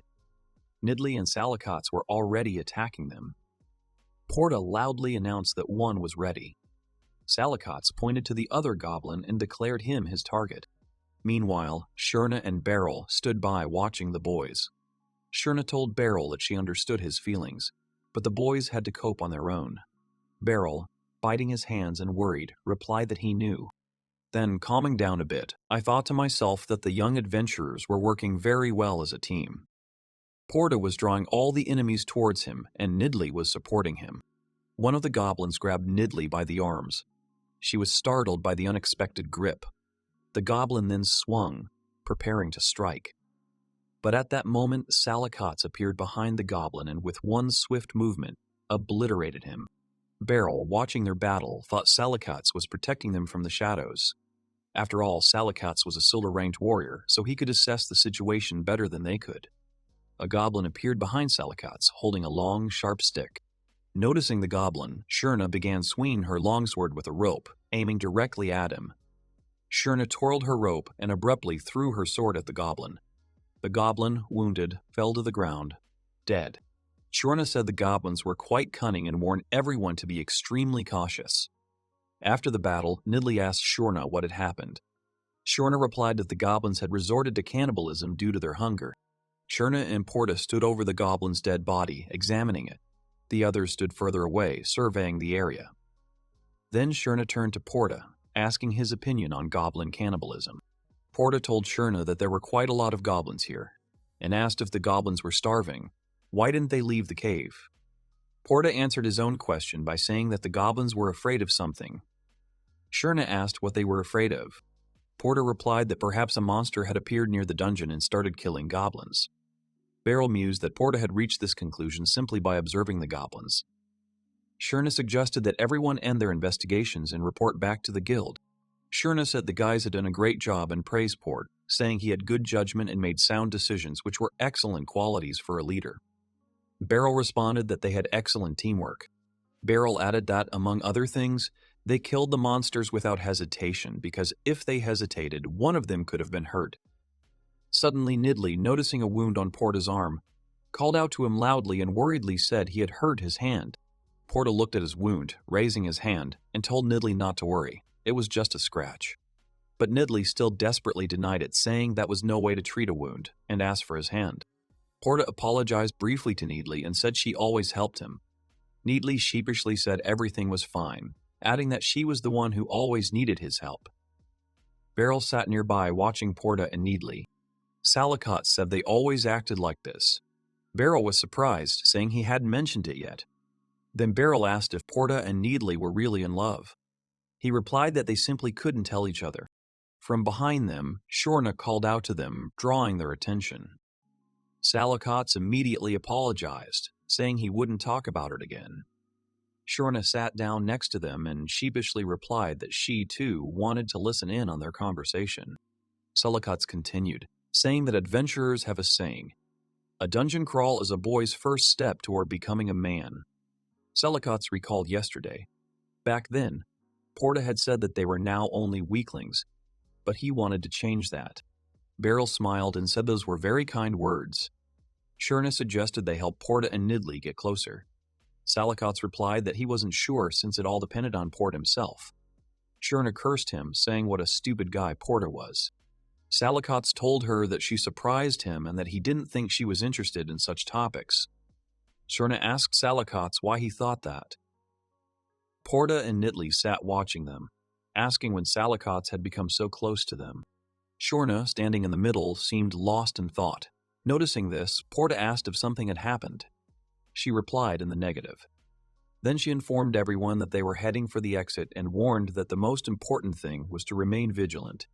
Everyone agreed. Everyone emerged from the cave.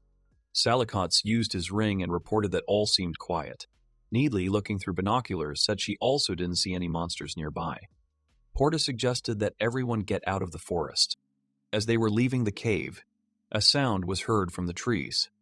Noticing this, Beryl turned his head sharply to the left and looked into the forest, searching for the source of the sound. There was no one there. Noticing his suspicion, Shurna called out to Beryl, looking at him questioningly. Beryl then replied, still looking intently around, that something was wrong. Shurna asked Salikotz about his ring, and he reported that there had been no reaction. Beryl then thought he'd only briefly glimpsed a huge shadow, but then became puzzled, wondering if it was a monster. Then it wouldn't have been able to move so quickly near the trees. Beryl noticed a huge shadow in front of him. At that moment, a monster was flying straight toward them at incredible speed, preparing to attack. Beryl, noticing this, shouted loudly to everyone that a monster was flying toward them from above. The adventurers turned to look at Beryl, and Shurna, hearing the warning, began to act quickly. Shurna quickly ran towards Porta, extending her hand to push Porta further away as well. Almost grabbing Porta's collar, Shurna wanted to push him aside. But before Shurna could push him away, the monster rushed towards Porta right in front of her, grabbed him, and threw him aside with great force. Shurna looked at Port flying toward her. Port flew off at incredible speed, his backpack also flying off. Beryl looked at the wounded Port, while Nidley began to cry and call out for Port. Porta lay unconscious on the ground nearby. His neck and chest were completely bloodied, and he showed no signs of life. Shurna crouched down and stood ready to protect everyone. A monster landed right next to them. It had a bird-like head and a lion-like body, and it also had large wings. The monster glared at them with an aggressive expression, its bird-like eyes. Beryl, meanwhile, watched the monster and thought to herself about its appearance, with the head of an eagle and the body of a lion, and told everyone it was a griffin. Shurna looked at the monster and ordered everyone to freeze in place, adding that it was a very dangerous monster. She said very seriously and nervously that in the past there had been a griffin that even the guild had been unable to destroy. Shurna pointed to the griffin looking proudly at them and said that it was the named Special Disaster Individual Xeno Greybull. Among the many types of monsters, there are special specimens that are extremely difficult or impossible to destroy. The guild has given these monsters names and urged special vigilance against them. They are considered more natural disasters than living creatures. Cases of named beings being killed are extremely rare. A particularly distressed individual. This griffin has been given the name Xeno Greybull, the bizarre gray sun. The griffin looked at their group, gradually approaching them. Beryl, standing ready to attack, looked at the unconscious Port and wondered if he was alive, and thought that they needed to save him as quickly as possible. Suddenly, at this time, Shurna headed straight towards the griffin, without drawing her swords and approaching the griffin with her bare hands. The griffin, noticing her, screamed very furiously at Shurna and wanted to crush Shurna with her bird legs, trying to grab her. But Shurna very quickly dodged this attack and very deftly slipped between his body to Porta. Shurna approached Porta, hastily examining his unconscious body. Looking at Porta, Shurna happily thought that Porta was still breathing, but the wound was very deep, and he needed medical attention as quickly as possible. But at that moment, a griffin turned towards Shurna, shouting at her very aggressively. Shurna turned around, seeing the griffin, and was ready to draw her sword. But at that moment, the griffin, approaching her, suddenly pulled its octopus-like limbs out of the back of its head. They were very long and sticky. The griffin attempted to attack Shurna with its octopus legs, but it leaped up sharply, dodging Beryl's sword strike. Its octopus legs disappeared into the back of the monster's head, and it stared at Beryl with a very intent gaze. Then Beryl, still watching the griffin, without turning around, asked Shurna to help Porta. Shurna, holding Porta's head in her hands, wanted to object to Beryl's request. But Beryl himself interrupted her, still without turning around, asking her to do it.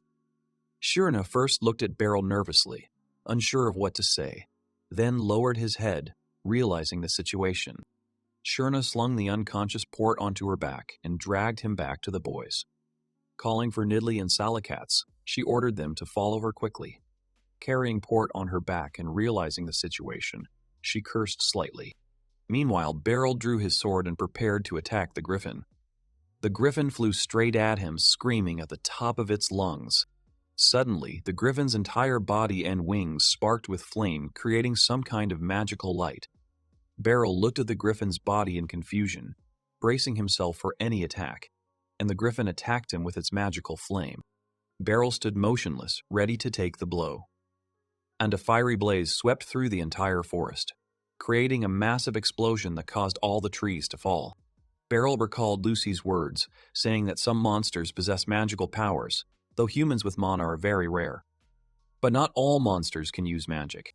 The griffin stood watching the burning forest. But at that moment, Beryl emerged from behind the scorched tree he had used to shield himself from the fiery attack.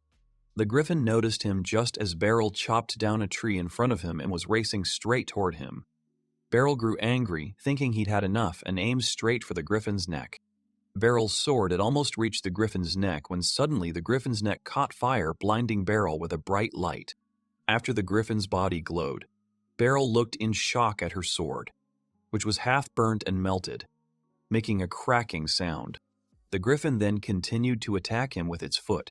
Beryl held the molten sword in front of him and was surprised when the griffin melted half of his sword, wondering out loud in bewilderment what kind of incredible body temperature it was. Beryl thought to himself that since his sword was now broken, it would be difficult to seriously injure him. But he could not escape, and that if he escaped, he could fly after Shorna and the others. As he sheathed his melted sword and took a ready defensive stance, Beryl considered that he must defeat the griffin or die in battle. Meanwhile, Shorna and the other boys arrived at the cart containing the first aid kit. Shorna quickly placed Port in a chair and ordered the others to tend to him, and once they were done, they should drive quickly to the neighboring village. Shorna, while running, opened the potion's wooden lid with her teeth. She then quickly poured the released liquid onto her injured right hand. After the treatment, Shorna quickly bandaged her arm, using her mouth to help secure it. Shorna angrily thought to herself that she was a failure, having put her teacher in mortal danger. She remembered how Beryl had spotted the monster before her and had stayed to protect them all. If only she could react as quickly, she would be able to protect Porta, and together with the teacher, she would be able to defeat this griffin. Shorna ran back to Beryl very quickly, jumping over fallen trees and rocks. And she couldn't help but feel joy at the thought of being protected again. In the past, little Shorna was riding in a cart. Her father and mother, sitting in front and saddling the horses, turned to her and asked if Shorna was tired. Little Shorna smiled easily and said that everything was fine. Then they stopped along the way to rest. Shorna's father told his wife that they had to reach the next town before sunset. But suddenly, her father's voice grew worried. Shorna, meanwhile, was sitting on the cart admiring her flower headband. Suddenly, the cart shook along with all the belongings. Her father called out loudly to Shorna, offering her his hand. But suddenly her father's body and his hand were separated. Shorna's father's hand was left in midair. Shorna was shocked, and the cart itself fell toward the waterfall. Little Shorna lay unconscious, but she heard fragments of voices asking her if she could hear them. Sometime later, little Shorna came to, screaming loudly in fright. Frightened, Shorna sat down on the bed and began to look around the unfamiliar room. Then someone from the crack in the door saw Shorna waking up and loudly called his mother, telling her to bring some warm water since Shorna had woken up. Then the man came into the room and greeted her, smiling and saying that she was fine, asking her name. Shorna was terrified, screamed loudly, and lay down on her bed crying, covering her ears with her hands. The man said he seemed to have frightened her. He calmly suggested that the girl had experienced something terrible and offered to give her some time to recover. After some time, the man and her mother looked at the bowl full of food and expressed disappointment that the girl hadn't eaten anything either. Then the man's mother suggested that he, too, should at least get some rest, since he was always nearby. Young Beryl called his mother and said he wanted to stay with little Shorna a little longer in case she woke up and no one would be there. Young Beryl said that would frighten her even more. Sometime later, little Shorna lay in bed, shaking violently from her illness. She was breathing heavily, and a wet cloth lay on her forehead. Her mother, Beryl, said her shaking continued, and her fever was getting worse. Beryl's mother sat next to Shorna and worriedly said that her condition had worsened significantly. Beryl's father came to them with a large basin of hot water and announced to everyone that he had brought hot water. Beryl hurriedly put on his warm clothes and said he would call the doctor as he should still be in the village. But his father stopped him. There was a blizzard outside and all the villagers were sheltering in their houses from the weather. His father, asking him if Beryl really thought the village doctor would come to them in such terrible weather, asked. Little Shorna lay unconscious, dreaming various dreams. In her dream, she sat and cried, calling for her mom and dad. In the darkness, she asked her parents where they were and begged them not to leave her alone. Suddenly, in her dream, a small light approached her from behind. From there, a man placed his hand on little Shorna's shoulder and told her that everything would be all right. Before she could even see him, she woke up. The doctors next to her were happy that little Shorna had finally woken up. The doctors started asking her how she was feeling. Shorna stared at the doctors in fear, confused about who they were, and her hand accidentally touched someone else's hand, which was lying on the bed. Shorna turned around and saw a sleeping Beryl sitting on the floor next to her bed. Beryl was sitting on the floor, sleeping, oblivious. Little Shorna was very surprised to see him next to her. Then the nurses told little Shurna that this guy, Beryl, had been with her the whole time. They also told little Shurna that during a severe snowstorm, Beryl carried her in his arms from his house to the hospital, and thanks to him, they were able to save little Shurna. Beryl carried little Shurna, who lay unconscious, in his arms. He begged and pleaded with the hospital's doctors to help Shurna with her illness and save her. Shurna, who had come to, stroked his hand and said that his hand was very cold. Sometime later at home, Shurna sheepishly ate all the dishes that Berilla's mother prepared, and they were happy about it. Beryl and his parents said goodbye to her, telling the adoptive parents that they were leaving Shurna with them. As they left, Shurna looked at Beryl, thinking that someday she wanted to be like him, and waved back. Then little Shurna promised herself to become the kind of person who would be ready to help anyone. Beryl was currently fighting the griffin almost in mid-air. Their battle took place almost in the sky as the griffin had wings. Beryl swung his sword in the air and with quick movements wounded the griffin's leg and one eye. The griffin had lost one eye and was heavily bloodied. But suddenly the griffin grabbed Beryl's scabbard. Screaming in pain, the griffin dragged Beryl down with it. Through dense trees and bushes, the griffin and Beryl fell straight to the ground. The griffin threw Beryl against a tree and pinned him there. Then Beryl suddenly pulled the half-melted sword from its sheath and aimed it at the griffin's other eye. Then, with a sharp movement, he blinded the griffin's good eye. The griffin screamed in pain, but Beryl stood there, not taking his sword away from his wounded eyes, and tried to push him even deeper with a very furious face. But Beryl's sword burst into flames again, injuring his sword-holding hand. The griffin's eyes blazed with a bright flame and he pressed Beryl against the tree with even greater force. Beryl blocked the attack with his sword sheath. Flames began to emerge from the griffin's mouth. Beryl looked nervously at the griffin, thinking that the griffin didn't seem to care that he'd deprived him of his sight. Beryl nervously and aloud said what a terrible monster the griffin was. Looking at the burning griffin, Beryl thought that he was glad that he had been able to hold out for so long, and he was sure that Shurna and the others had managed to escape.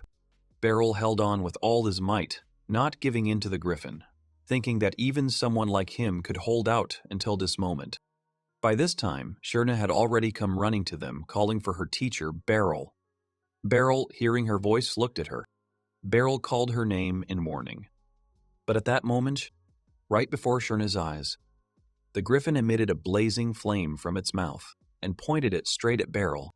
But suddenly, Beryl jumped back from the griffin's fire and cut off its leg. The griffin howled in intense pain, having lost one of its legs. Beryl, however, began breathing rapidly from excitement. Then, calming down, he looked at the sword he held in his right hand. It was Shurna's sword, which she had thrown straight into his hands. Beryl, with the last of his strength, held his scabbard in front of the griffin, which was pressing him against the tree with all its weight. At this time, Shurna ran up to them calling her teacher. Hearing her, Beryl turned to look at her. Then Shurna tossed Beryl one of her swords. Noticing this, Beryl quickly freed his right hand and grabbed the sword that was flying straight towards him. Beryl quickly cut off the griffin's leg and retreated a few meters. The griffin began to scream in pain. Beryl turned and looked at the exhausted and wounded griffin. He wondered if the flames were draining him, and he didn't think the griffin was using them as fire armor. He needed to watch the flames very carefully. Shurna appeared behind Beryl, drawing her second sword, and said that with these swords they could defeat the griffin. Beryl instructed Shurna to aim directly for its neck, lower body, and wings. The griffin became extremely angry and, blinded, began attacking with its fireballs. Beryl and Shurna quickly ran toward the griffin, dodging the fireballs. Beryl was already close to the griffin, but the griffin, sensing it, began to flap its wings, creating a wave of flame and dust. Then Beryl and Shurna attacked simultaneously and wounded the griffin's body. After the two of them attacked, Beryl looked at Shurna, surprised by her incredible speed, considering she'd just been behind him. Shurna looked back at Beryl and was also surprised by Beryl's speed, as he'd realized what Shurna was trying to do and attacked just like her. But at that moment, the wounded and bloodied griffin quickly rose into the sky, gaining altitude. Shurna looked at the griffin, noticing her actions. The griffin, still blazing with fire, began to collect a small ball of flame from its beak at a great height, which grew larger with each passing second. Beryl looked up at the griffin and, noticing the magical ball of fire in its mouth, He thought that the griffin was going to burn down this entire forest. Then Beryl twirled his sword and threw it straight at the griffin. The flying sword struck the griffin's hind legs. Beryl smiled thanks to Shuren and said that he was now returning her blade to her. At this moment, Shorna was next to the griffin, and she caught her flying sword and prepared to attack it. Shorna took 2 swords in her hands and aimed them straight at the griffin's neck. With very quick movements, she inflicted wounds directly into the griffin's neck area, thereby mortally wounding the griffin. After the attack, the griffin flew down, and with it, Shurna. The griffin lay dead on the ground, showing no signs of life, and right on top of it lay Shurna, breathing heavily from fatigue. Shurna looked at her sword, the tip of which was slightly melted, and sighed with fatigue. But Shurna abruptly stood up from her crouch on the griffin, worried that now was not the time to rest, as Beryl's teacher could be wounded. But suddenly Beryl came running to her from the side, excitedly calling her by name. Beryl held her by the shoulders and asked Shorna how she was feeling and if she was injured. To which Shorna, slightly stuttering and embarrassed, replied that she was fine. She then noticed his injured left arm and pointed to it, informing Beryl of this. Beryl then looked at his injured left arm, and after observing it for a few moments, Beryl nervously replied that his arm was in a lot of pain. Beryl apologized to Shorna and asked if she had any bandages left. Shorna smiled softly and said she would help him. Afterward, Shorna bandaged Beryl's arm. Already in the guild building, Porta, covered in bandages, very loudly asked for forgiveness from Beryl and Shurna, who stood in front of him. Porta said he was deeply sorry that his mistake had put them in such danger. Shurna stood before him and calmly told Porta not to worry about it, as they were glad he had survived. Shurna smiled proudly at Porta, telling him that Porta's quick thinking had saved Nidley and that he'd done a great job. She then reminded him that he'd been attacked by a named monster and had survived, which was already a great feat. Hearing this, Porta was touched, holding back tears. At that moment, Maigan entered their room, apologizing for the sudden intrusion. He approached Porta and asked him how he was. Porta replied that his body still ached a little, but was already feeling better. Maigan was pleased to hear this. Maigan then bowed to Beryl, introducing himself as Gardenant Dano, saying that he heard that Beryl was able to single-handedly defeat the named monster Xeno Grable, and thanked Beryl for it. Beryl was about to object, but suddenly a man loudly opened the door and called out to Maigan, asking him to come down for a minute. Maigan apologized to Beryl and Shurna and said he needed to leave for a moment. Beryl glanced at Maigan's back as he left and asked Shurna if something had happened. Shurna was surprised by his question and didn't know how to respond. There were a lot of people on the first floor of the building. One worker shouted to the others that they were short of rations and asked them to bring some more from the Western District. Another worker responded that they would be transporting them now. Maigan stood before the men cloaked and holding a notepad. He nodded approvingly, turning to them and telling them that they would also count on them. The men in the cloaks say that they must obtain the remains of Xeno Grable by any means necessary. Hearing their words, Beryl asked Shurna what these people had said about the griffin they left in the forest. Then, confused, he added, asking Shurna why it was still so noisy. Beryl and Shurna stood on the second-floor balcony, looking down on the workers and Maigan. Shurna told Beryl that the guild's staff and supply chain were important. Beryl awkwardly asked Shurna why so many people worked there, to which Shurna responded negatively, saying that when it comes to the corpse of a named monster, everyone wants to get their hands on it, namely merchants, scientists, and also magicians. Shurna added that this is why there are so many people now, and the guild is trying to get as many rations and horses for them as possible. And they also need to inform other guilds about this. Clinging to the railing, Shorin said that the destruction of the named monster would be a loud event. Beryl invited Shorin to go eat, to which Shorin replied that she wanted to change first and asked them to begin eating without her. Beryl sat at the bar thinking about the big event, having never imagined it would turn out this way. Suddenly, a middle-aged woman appeared behind Beryl and angrily shouted that they should all stop idleness and that they should work until their hands fell off so that the meat would not spoil. Then she turned to Beryl and asked him why he was just sitting there. She placed a box of things in front of Beryl and ordered him to take it and carry it. Beryl remained silent, surprised. Some time later, Shurna came downstairs, having changed into different clothes. She spotted Beryl, who was carrying boxes along with the other workers. Surprised, Shurna quickly ran up to Beryl asking him what he was doing. Beryl turned to her, asking if she knew where to put those boxes. She replied that the guild workers were supposed to handle that. Cherna then pointed at Beryl and informed everyone that he had killed the named monster Xeno Greybull, and that he wasn't some lackey who was supposed to do their work. Beryl said that Cherna had been the one who dealt the finishing blow. Meanwhile, in his room, Porta called out to Salikotz, who was standing next to him. Salikotz looked at him, asking what had happened.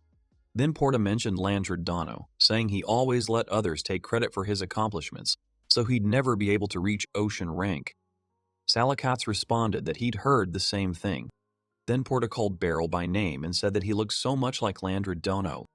At first, he was afraid of Beryl because he was the one who was able to defeat Shorna. But after they got to know him better, he realized that Beryl was an incredibly kind person.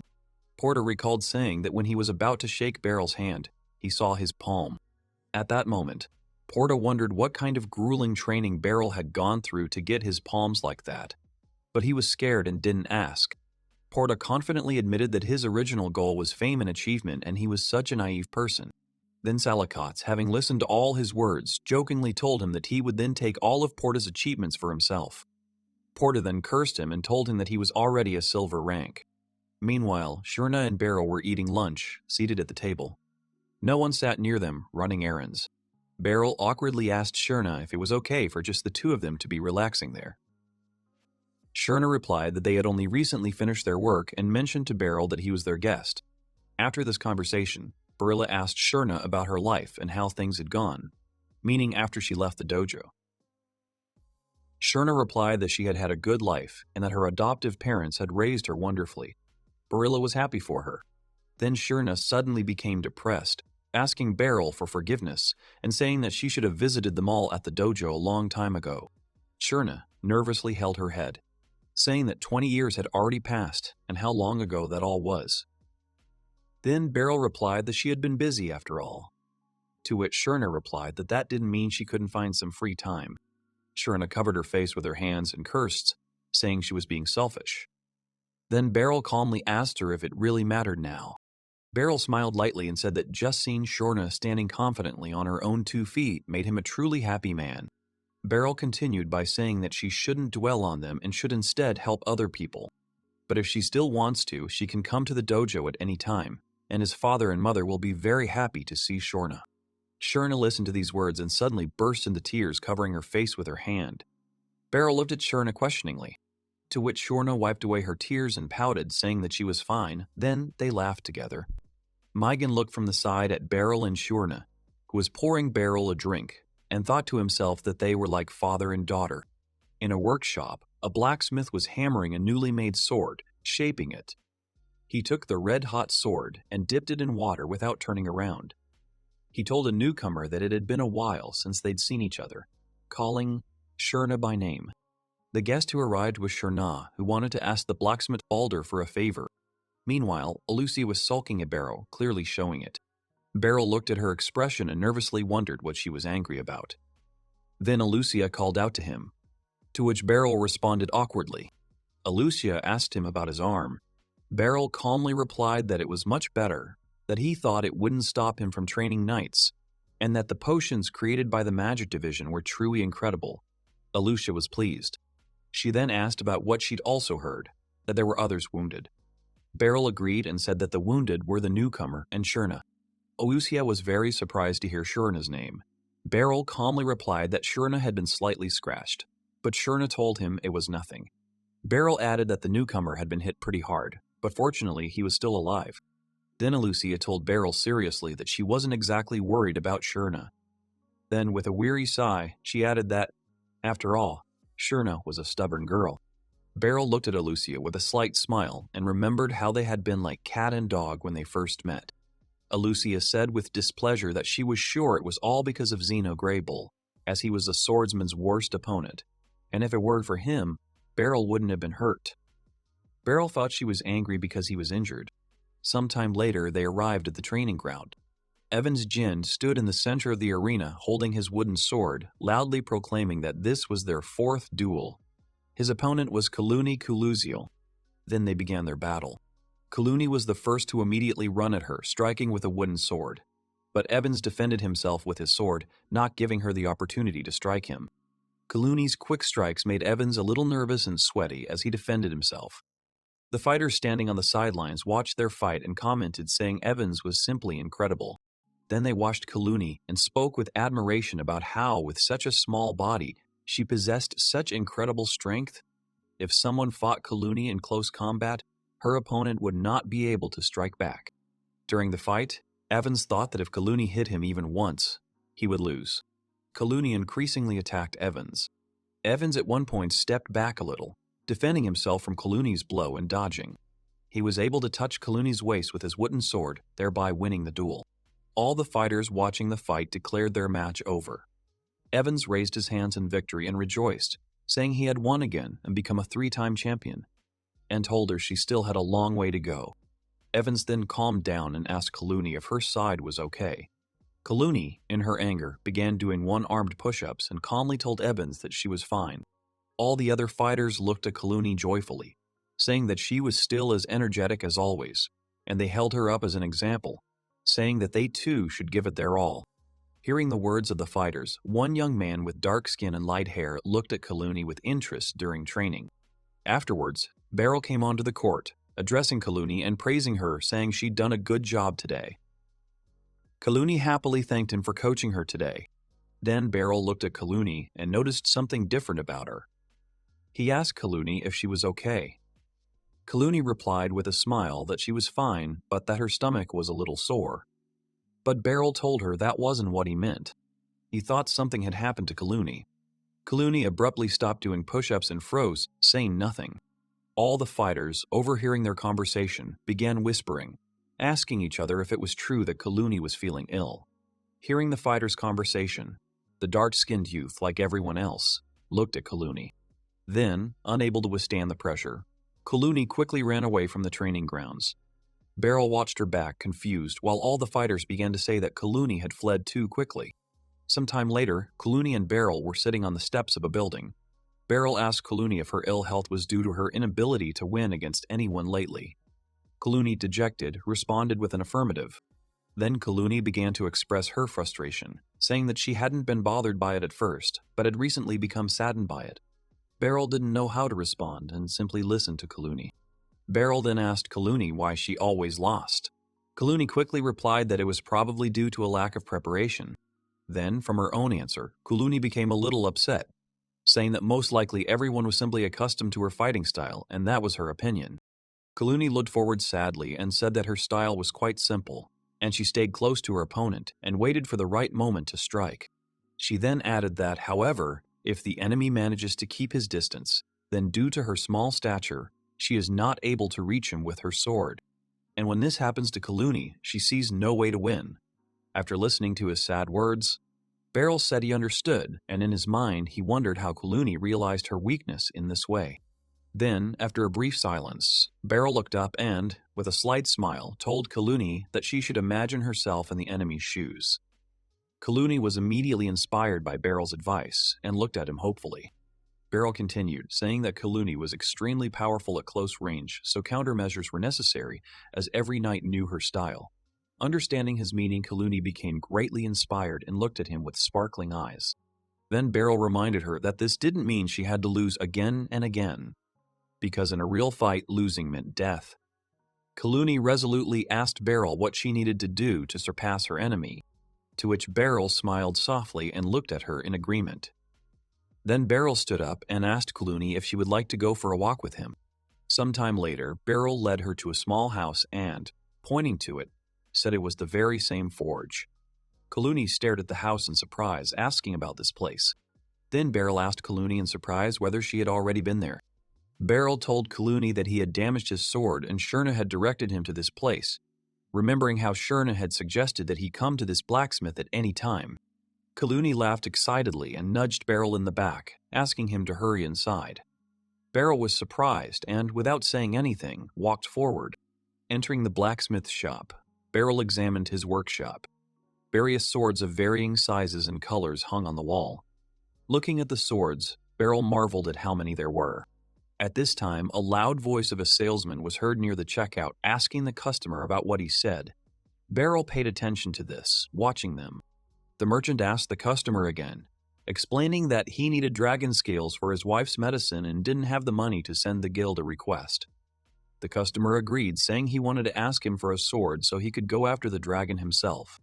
Then the salesman called him menacingly and, after a brief silence, began to cry, saying that the client had truly been through such a difficult ordeal. The salesman himself looked very intimidating and strong, but he cried when confronted with such stories. Blacksmith Balder gasped, wiped a tear from his cheeks, and told the client that he understood everything and asked for forgiveness for not being able to give him money, but offered the client to take any weapon from his forge. The cunning client feigned surprise, asking if it was true, and, with a fake smile, said he would never forget his kindness. But inwardly, the client was glad that the rumors about the blacksmith were true and it had been easy for him to deceive him. Suddenly, from behind, Kuluni called loudly to the blacksmith, waving at him, and said she was from the knightly order and asked him to tell her what had happened. The blacksmith, Balder, immediately recognized her and greeted her. The client looked back, hissing in displeasure. Then, without saying anything, the client walked out into the street. Blacksmith Balder was surprised and asked why he had left. Kuluni told him that the client had made a disgruntled expression and left, warning him that they were trying to deceive him again. But at that time, Beryl saw the blacksmith Balder and, calling him, joyfully said that they had not seen each other for a long time. Balder looked at Beryl, a little surprised. Then he became overjoyed, calling Beryl teacher. Balder spread his arms to embrace Beryl and joyfully remarked on how many years had passed.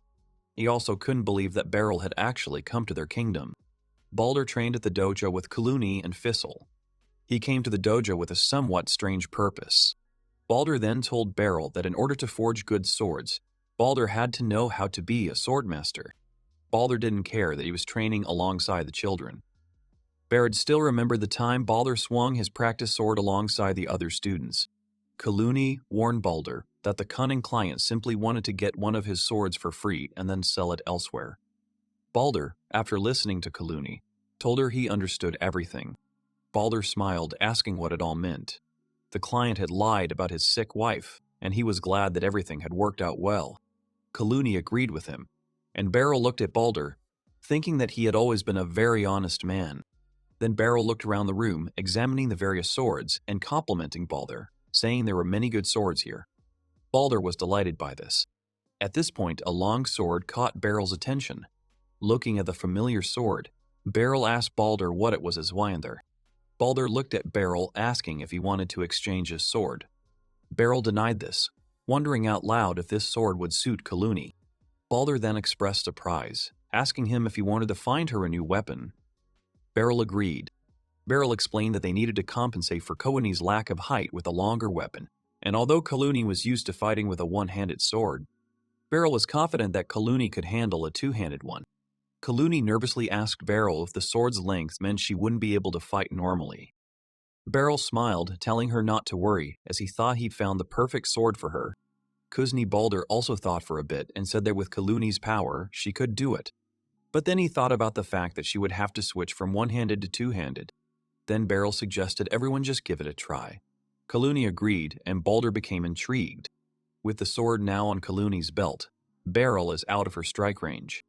Badler looked at Kuluni and told Beryl that this was a radical change and worriedly asked Beryl that Kuluni would definitely be okay.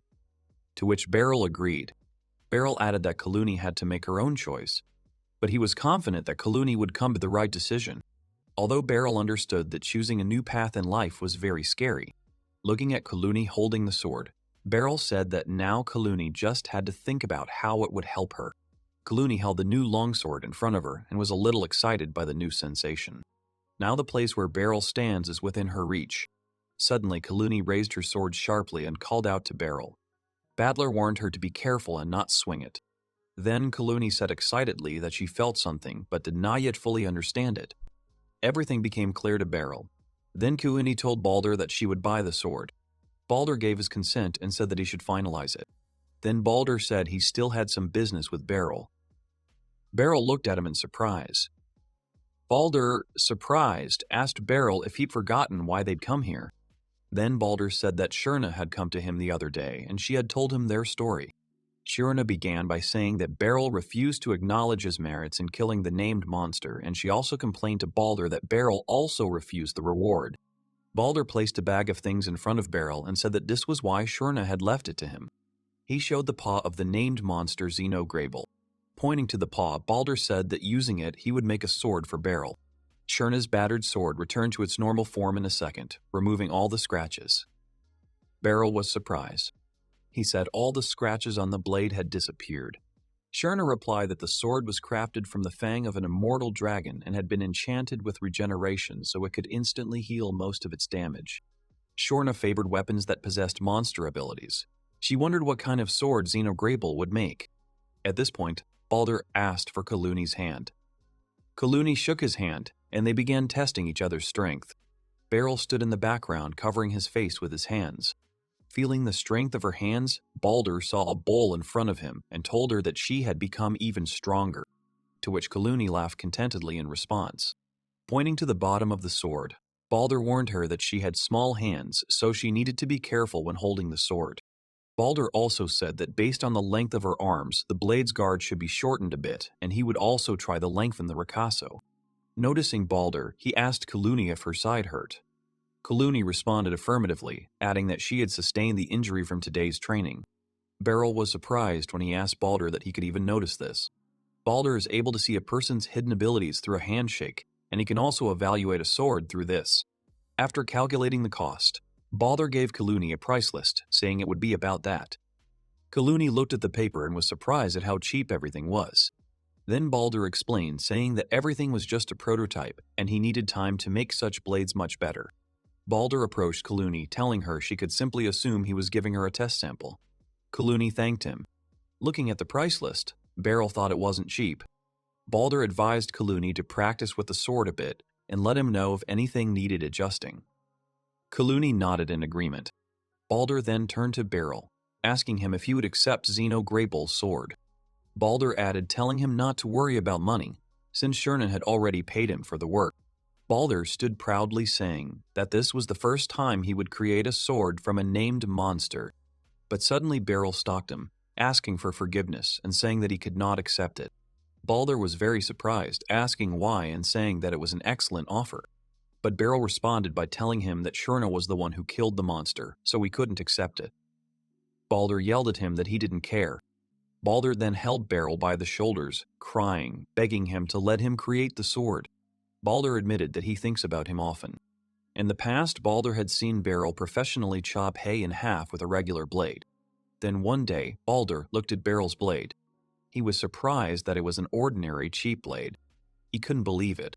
Balder said that Xenograble melted his blade with his flames. Then he added, asking him to imagine what it would be like if the Griffin's ability became his. Beryl was surprised by these words. Then Balder told him, pleadingly, that he could become even stronger. Balder made a promise to Beryl that he would forge a blade that would be the stuff of legends in the future. Balder wanted Beryl to wield the sword. Beryl sat awkwardly before Balder, who begged him and agreed to accept his sword. Beryl said that he would accept this sword. He will do everything in his power to use it properly. Balder was delighted and immediately offered his hand for a handshake. When Beryl shook his hand in return, Balder saw the power of Beryl's strength and was a little stunned by the fear of the powerful force. Beryl called Balder's name several times, and then Balder came out of his fear, saying that all was well. As he parted, Balder told Beryl that his sword would be ready when they came for Kaluni's sword, and he would be waiting for them. After saying goodbye, Balder stood near the cash register, sighing with excitement, and began to laugh. He thought that he needed to create a sword that would be worthy of this Leviathan. He smiled. Later that evening, Beryl went to the accounting office to collect his monthly salary. He thanked the accountant and thought uncomfortably to himself that he knew he would be paid a lot. As he left for home, he recalled Alucia's words about instructors being well paid. Beryl uncomfortably realized that walking around town with so much money was a bit scary for him. But even that amount certainly wouldn't be enough to create Xenograble's sword, and Beryl was unlikely to be a match for someone like Shirna. Beryl turned onto a deserted street, thinking it would be better that way. But at that moment, a man in a cloak was watching Beryl. Beryl, walking around the city, checked his pockets for the fourth time. He checked for money and still couldn't calm down.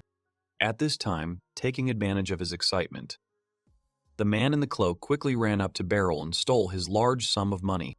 Beryl, noticing this, caught the thief by the hands when he was about to run away from him.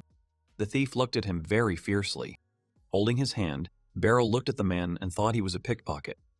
But then the man in the cloak suddenly pulled a knife from his pockets and pointed it straight at Beryl. But Beryl deftly dodged, taking the knife for himself. The little pickpocket was a little surprised by this.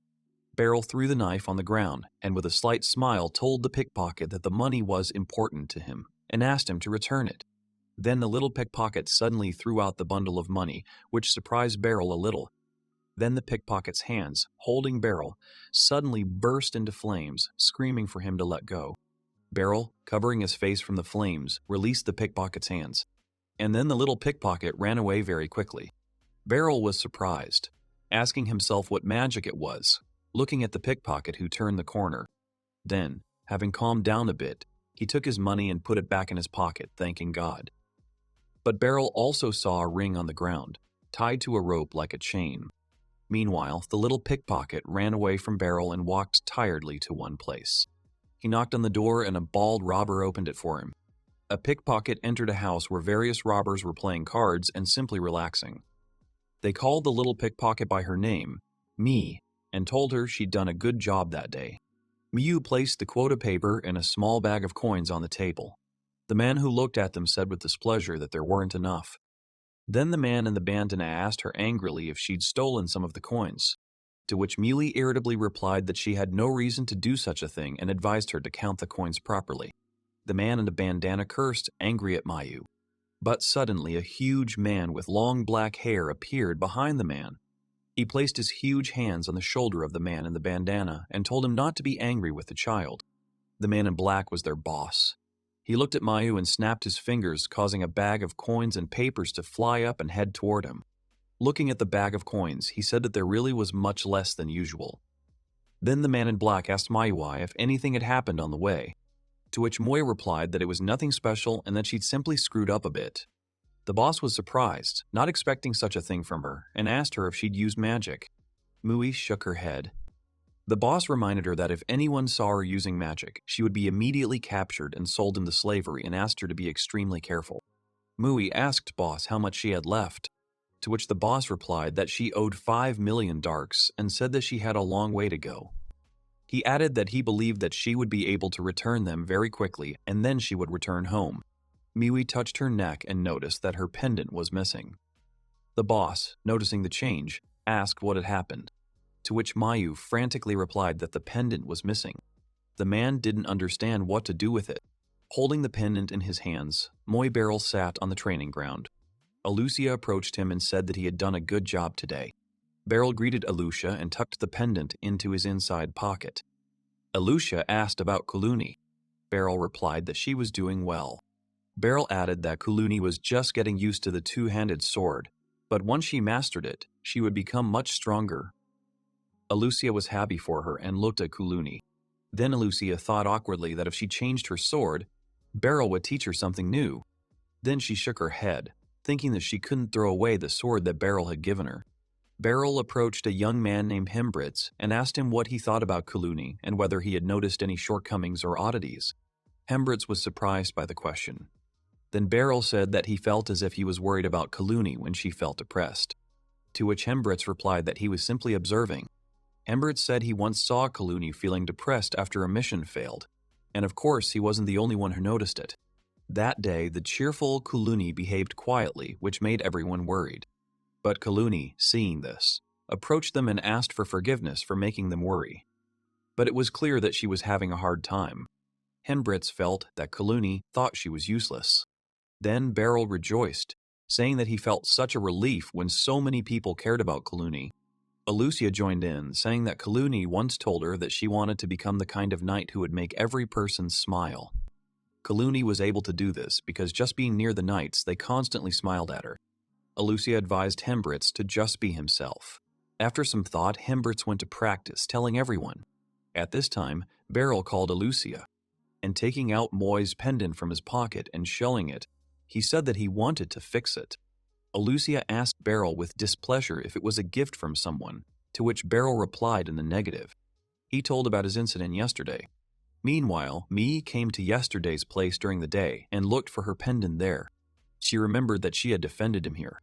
Suddenly, Beryl approached her from behind, asking if she'd dropped anything. Miu began cursing and turned to Beryl. Then Beryl recognized her. Seeing Beryl, Mai was very surprised and quickly wanted to run away. But Beryl chased after her, grabbing her hand. Miu screamed at the top of her lungs for Beryl to let her go. Then Beryl pulled the pendant out of his pocket and showed it to her, saying that this was all he wanted to return. Then Moi calmed down, looking at him. Suddenly, the city guards approached them and grabbed Beryl. Beryl tried to explain to them that everything was wrong and that they had misunderstood, but he was captured anyway. Miu looked at Beryl, who was already pinned to the ground with the pendant in his hands. Then one of the officers asked if she was okay. Miu thought that she could run away now, but something stopped her. At this time, Fissel appeared on the road. She asked the guards what was going on and was surprised to see her teacher. After some time, the guards asked Beryl for forgiveness and left. Beryl awkwardly thanked Fissel for her help. Next to Fissel was a girl who thought Beryl looked ordinary. Fissel looked at Miu and asked Beryl what kind of child she was. Beryl replied that she had magical powers. Later, in the southern Mortrain district, the headquarters of the magic division, Beryl and everyone else stood before the blonde girl Lucy, explaining the entire situation. Then Lucy, understanding them, said that Moi needed to be bathed first. Moi was very surprised. While swimming, Miu told Fissel and her friend to let her go. Then Fissel's friend agreed, but on the condition that she stop resisting. Then Fissel asked Moi if she was cold, thus reminding her of her childhood where her mother asked about this. After remembering this, Miu began to cry with her head down. Beryl was talking to Lucy and apologizing for coming so suddenly, and he felt as if he had put all the problems on her shoulder. To which the girl replied that she was not against it, and that she was attracted to people with potential. Beryl thought about the person who uses magic to steal. There were a couple of them in their kingdom. If a child gifted with magic is born in the Kingdom of Leberis, they usually enter the upper classes of society along with their family and are subsequently held in high esteem. Even so, Beryl thought Miu must have had her reasons for stealing. Miu stared at the food in front of her, her mouth watering. Blonde Lucy told Miu that she could eat without worrying about the food being poisoned. Lucy introduced herself to Miu and asked her name in return. Miu said her name was Miu Freya. Lucy invited Moi to stay at her house. She added that she could easily enroll in a magic academy even if she was penniless. Miu could live on a scholarship provided by their country, and her family would receive one too. Lucy said that joining their academy would improve her magical power and she would also be able to help other people. This way, Miu will never have to steal again. Hearing Lucy's words, Moi suddenly covered her mouth with her hands and started coughing very hard. Beryl, who was standing next to them, asked Miu if she was okay. Lucy approached Miu, asking to look at her. Suddenly, Miu saw a knife lying on the table in front of her. She grabbed it sharply, brought it to Lucy's neck, and loudly ordered everyone to remain still. Miu told Lucy not to even think about using magic, because if any of them moved, she would kill Lucy. At this time, Thistle was about to take action, but Lucy's hand stopped her.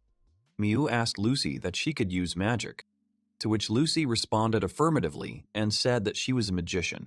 Then Moi told Lucy to take her to the one who could revive the dead. Everyone was very surprised by her words, and Lucy asked her about it again. Then Moi said that she wanted her sister back. Lucy told her that such magic didn't exist, and she understood that Miu was sad, but she couldn't do it. Then Miu pressed her even more against her knife, telling her to stop talking like that in a displeased tone. Then Moi said very aggressively that if they didn't have such a person, she ordered them to bring all the money they had.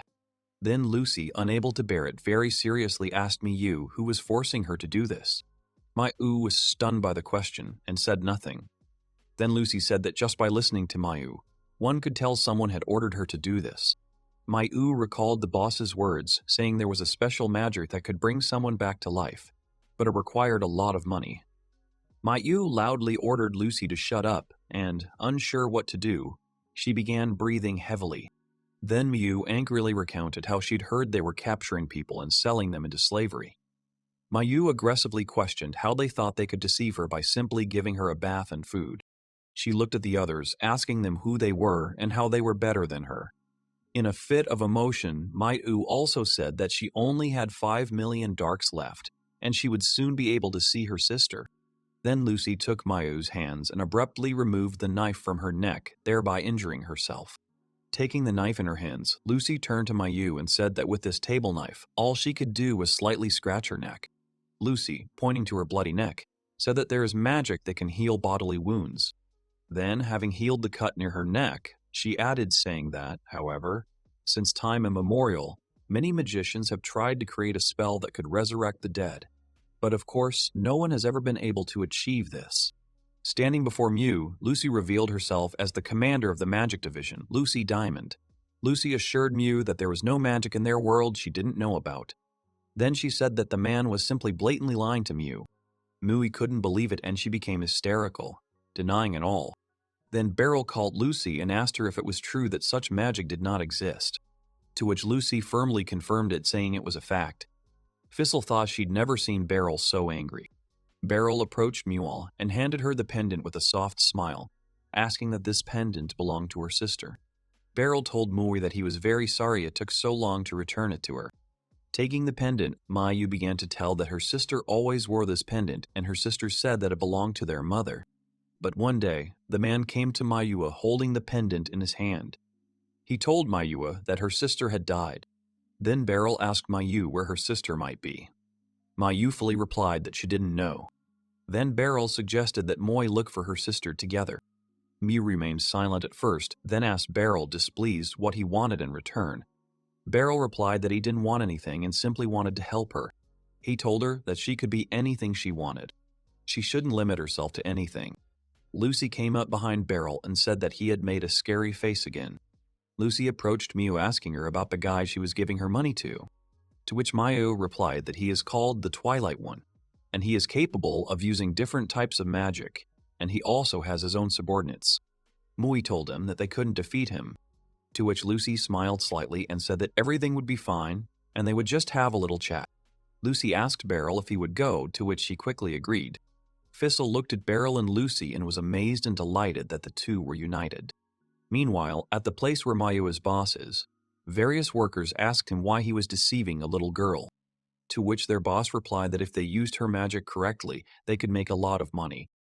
And besides, the boss was confident that Mifa would never disobey him. He said that she believed him, and would at least do so until she collected 5 million darks. Then the worker asked about Mayua's sister, to which the boss replied that he didn't care. After all, she was useless and they were lucky that they were able to get this child. At that moment, there was a knock on their door. The guard asked if it was Mayu, but in fact, it was Mayu, Beryl, and Lucy standing outside. The elusive Twilight Hands are a band of bandits who operate in the main kingdom of Vartine. Because the damage they cause to society is so minimal, they are not considered a serious threat. Several witnesses have claimed that the elusive Twilight Hands were involved in numerous disappearances in the slums, but no one has ever been able to prove it. Beryl, Lucy, and Mayu knocked on the tavern door. The guard, without opening the door, asked who it was. Suddenly, their boss called one worker, whose name is Roberie. Opening the door to Moy, the guard saw Beryl and Lucy and became angry, asking what was going on. But suddenly, Lucy used her magic and threw the guard to the far end of the room. Everyone was alarmed, rising from their seats. Lucy asked Beryl to keep an eye on little Mayua, making sure she didn't get hurt, and said they'd sort this out completely. Mayu was shocked by what was happening, while Beryl stood calmly, understanding Lucy.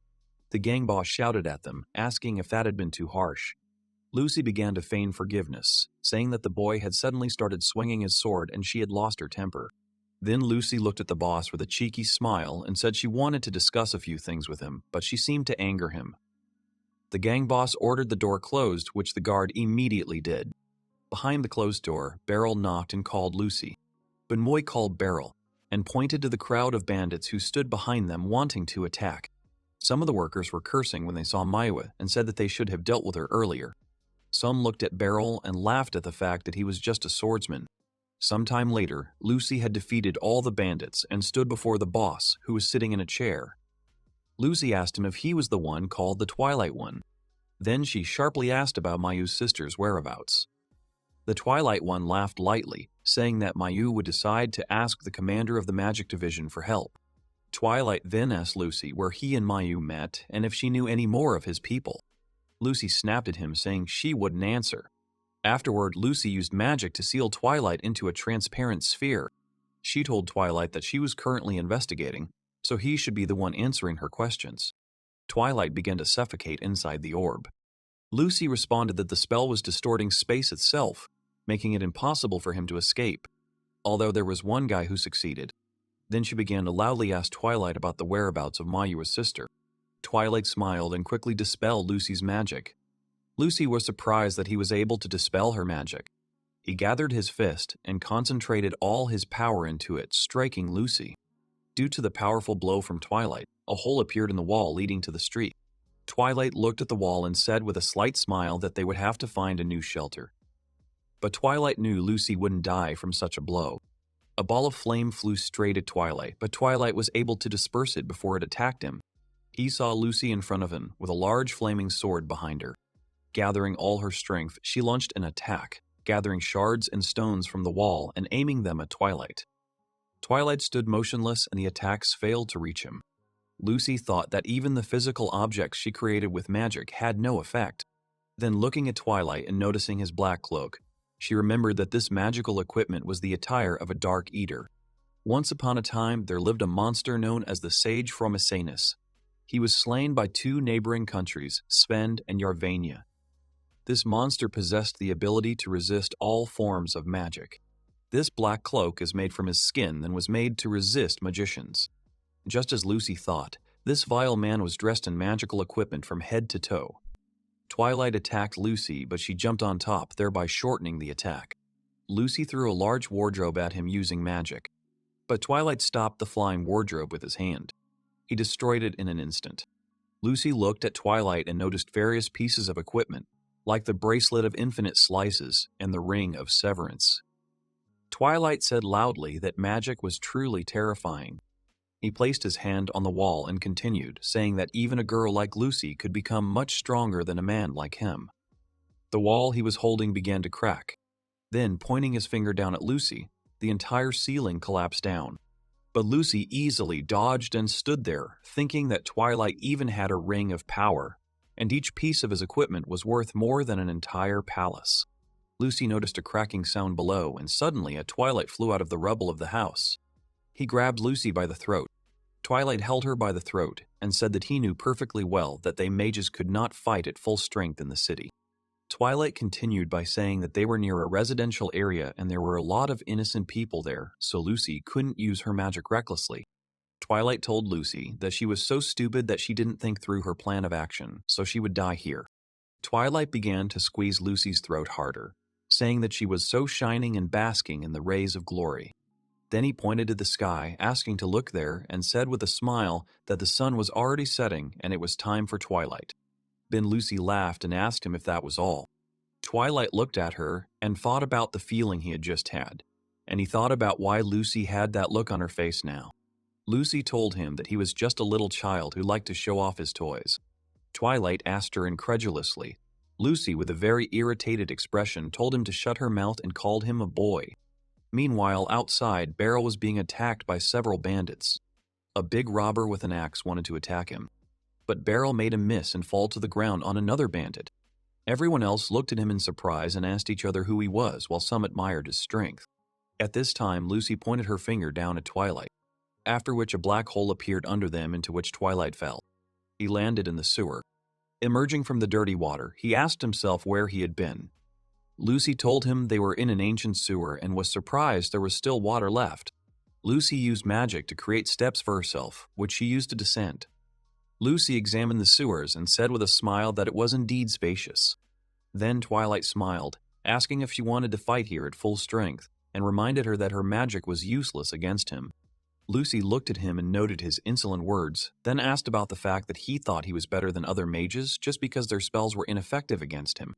Lucy gathered the magic around her and told Twilight that he was lucky.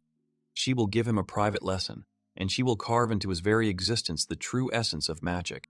Magic is a phenomenon generated by the use of magical power. Monster abilities, such as shaking the ground or emitting an all-destroying beam, are also magic. Their magic is born from attempts to reproduce the abilities of monsters. They call it witchcraft. For many centuries, they called themselves not magicians, but sorcerers. Twilight took a piece of it from the floor and threw it at the wall. He then also hit the wall with his bare hand, trying to create a passage for himself. He heard a crack. But suddenly, a tsunami was approaching Twilight from the sewer. Lucy sent a tsunami straight at Twilight, asking in annoyance why he was interrupting the teacher's story. After the tsunami wave, Twilight was completely soaked. But before he could come to his senses, he was struck again from the ground. A stone statue appeared and hit him, sending him flying several meters. Twilight desperately thought that this was magic too, and wondered why his magic eater hadn't consumed him. The stone statue wanted to hit him again, but Twilight managed to touch it and destroy it into small pieces. Coming to his senses, he cursed. But suddenly Lucy appeared behind him, frightening him with her sound. After this, a large stone fist flew down on Twilight from above, pinning him to the ground. While Twilight was pinned to the floor, Lucy approached him and said that magical equipment that can dispel your opponent's magic is indeed a very dangerous thing. Then she added, saying that it was only capable of absorbing magic. She asked if he knew that mages could manipulate various objects without touching them. A Shadow Knight could dispel magic, but that didn't mean he could dispel water or earth in the same way. Then Twilight pulled out one of his pinned hands, telling Lucy that she should not underestimate him. Then, touching the stone hand, he destroyed it into small pieces. Twilight grabbed Lucy by the clothes and pulled her towards him. Then he suddenly threw her to the ground with all his strength, creating a small pit. Twilight gleefully asked Lucy what she really thought about defeating him. Then he began to finish Lucy off with his feet, blow after blow. But suddenly he looked down at Lucy and saw that she had begun to crumble like sand. Lucy smiled at him, telling him that he had missed again. Twilight became very angry, scolding her. Then Stone Lucy created a large stone hand and struck Twilight with it. Twilight flew back several meters. The real Lucy appeared before him and advised him to hold his breath. Using magic, she surrounded Twilight with a ball of water, not letting go. Twilight tried to escape using his gear. But Lucy told him it was futile and he wouldn't be able to escape, as she was creating strong currents to prevent her enemy from doing so his brute force wouldn't work. She then ordered him to listen to her carefully and continued her story, saying that the monster was immune to all forms of magic and that in battle with them, he stole their magical power to strengthen himself. In addition, they used arrows and various projectiles against him, but all of it was useless, and people began to believe that he was simply impossible to defeat. Then, snapping her finger and releasing only Twilight's head, Lucy asked him how they were able to kill the monster. Twilight couldn't answer, gasping for air. Then Lucy said the correct answer. We need to send a sorcerer who knows how to use body fortifications. If you use all your magical power to increase your physical power, then your opponent's magical immunity will not help him defeat you. But alas, magicians who do not understand martial arts or the way of the sword are unable to fully realize the potential of this technique.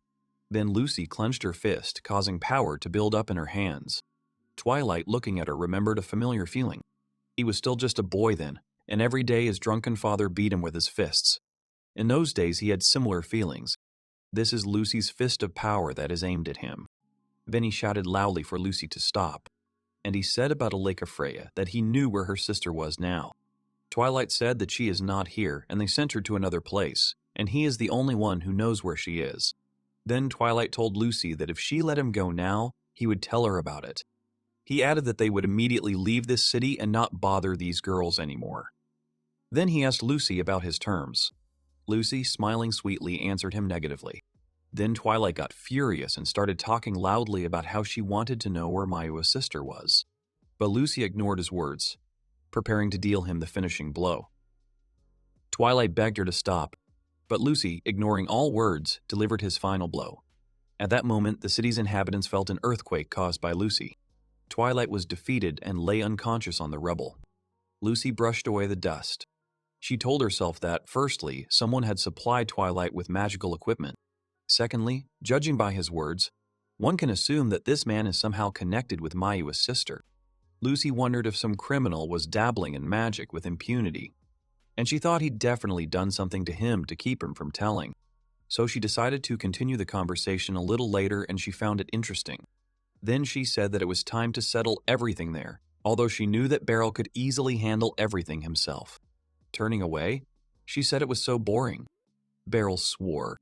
It was dark outside because of the night. There was a battle going on near a house with a half-destroyed roof.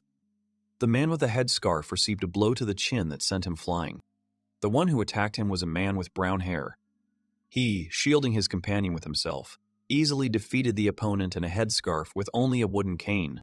The man did not relax after defeating his opponent. After all, the other bandits who had lost to him earlier rose from the ground. He also needed to protect the red-haired girl. The bandits rose from the ground with difficulty. They were still in pain from their previous attacks. They looked at the man with brown hair with some fear. Beryl, looking at them, realized that they no longer had the desire to fight him. Now, he just had to wait for Lucy. But who would have thought that the boss of the bandits would be able to hold out against the girl for so long? But the man had other important business, so he did not think about this case. Suddenly, claps were heard, and someone admired the man's incredible strength. The blonde boy praised the man's skills. He was a swordsman from the bandits' side. All this time, he just stood and watched them. But the man was sure that he was a strong swordsman. Suddenly, the fair-haired guy said that he was surprised.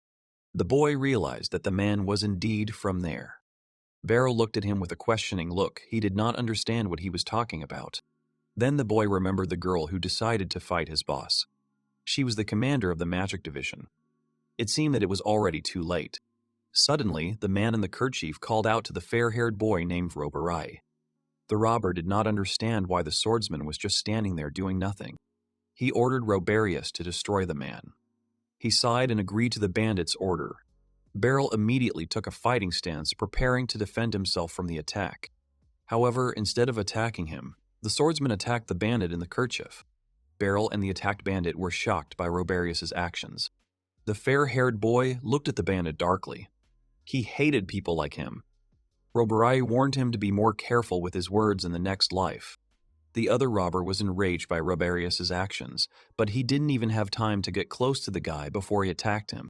The man could only accept the attack, which would eliminate him. The group of remaining bandits did not understand why the boy betrayed them. Roberius quickly headed towards them. At the same time, he swung his sword.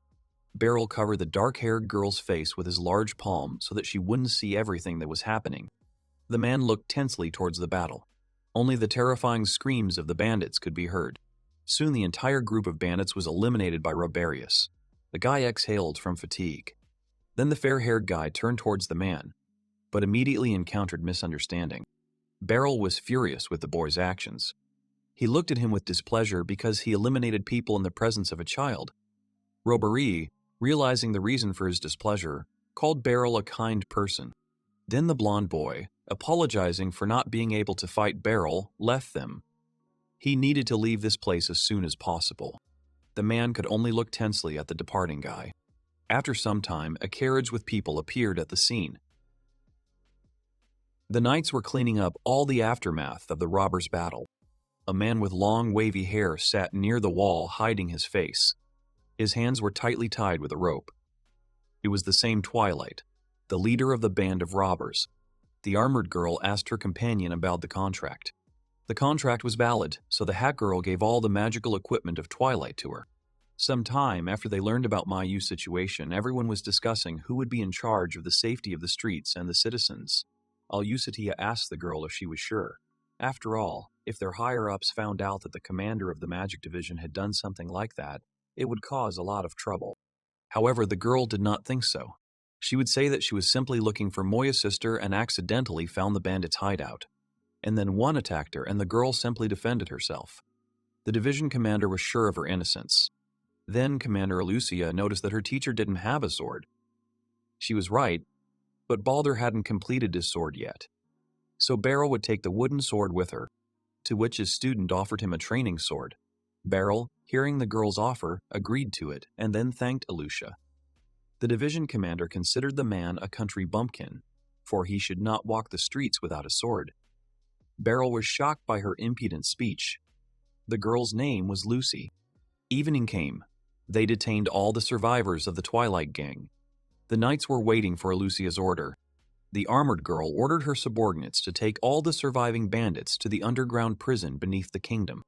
Mui asked the girl about what would happen to the captured Twilight person. She thought that he would be eliminated, but that wasn't the case. They were going to interrogate the gang leader and find out about the kidnapped girls, as well as Mayu's sister. Mayu's lister, Maisu, looking towards the captured gang leader, understood everything. Suddenly, Muse distracted by Beryl's call. At that time, the man was cleaning up the barrels. The knights did not want him to do such a job. However, Beryl allowed one of the bandits to escape, so he wanted to help them. Miu wanted to know about Beryl, whether he was of high status in the city. Her interlocutor said that he was, although it may seem to someone that it is not so. Meanwhile, Commander Lucy approached the man and the other knights. She removed all the consequences of the battle with the help of magic. Mui remembered how, throughout her life, the people she met along the way looked at her with hostility. All of them did not even want to communicate with her. However, Beryl was different. He didn't act like the people she met. He thought of her as a simple child. That's why Miu thought the man was strange. Her interlocutor agreed with this. He really was like that. Alucia looked at the man with brown hair with a smile.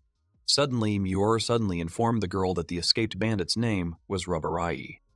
She thought that he was unlikely to be connected with the Twilight Gang. All the gang members had an unpleasant appearance and lacked manners. But Rubarai was different from them.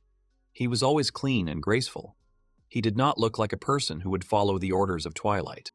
That was all Mayu knew about him. The armor girl thanked her for the information. She promised the red-haired girl that she would do everything she could to find her sister. It was dark outside, only the light from the tavern windows slightly dispelled the darkness.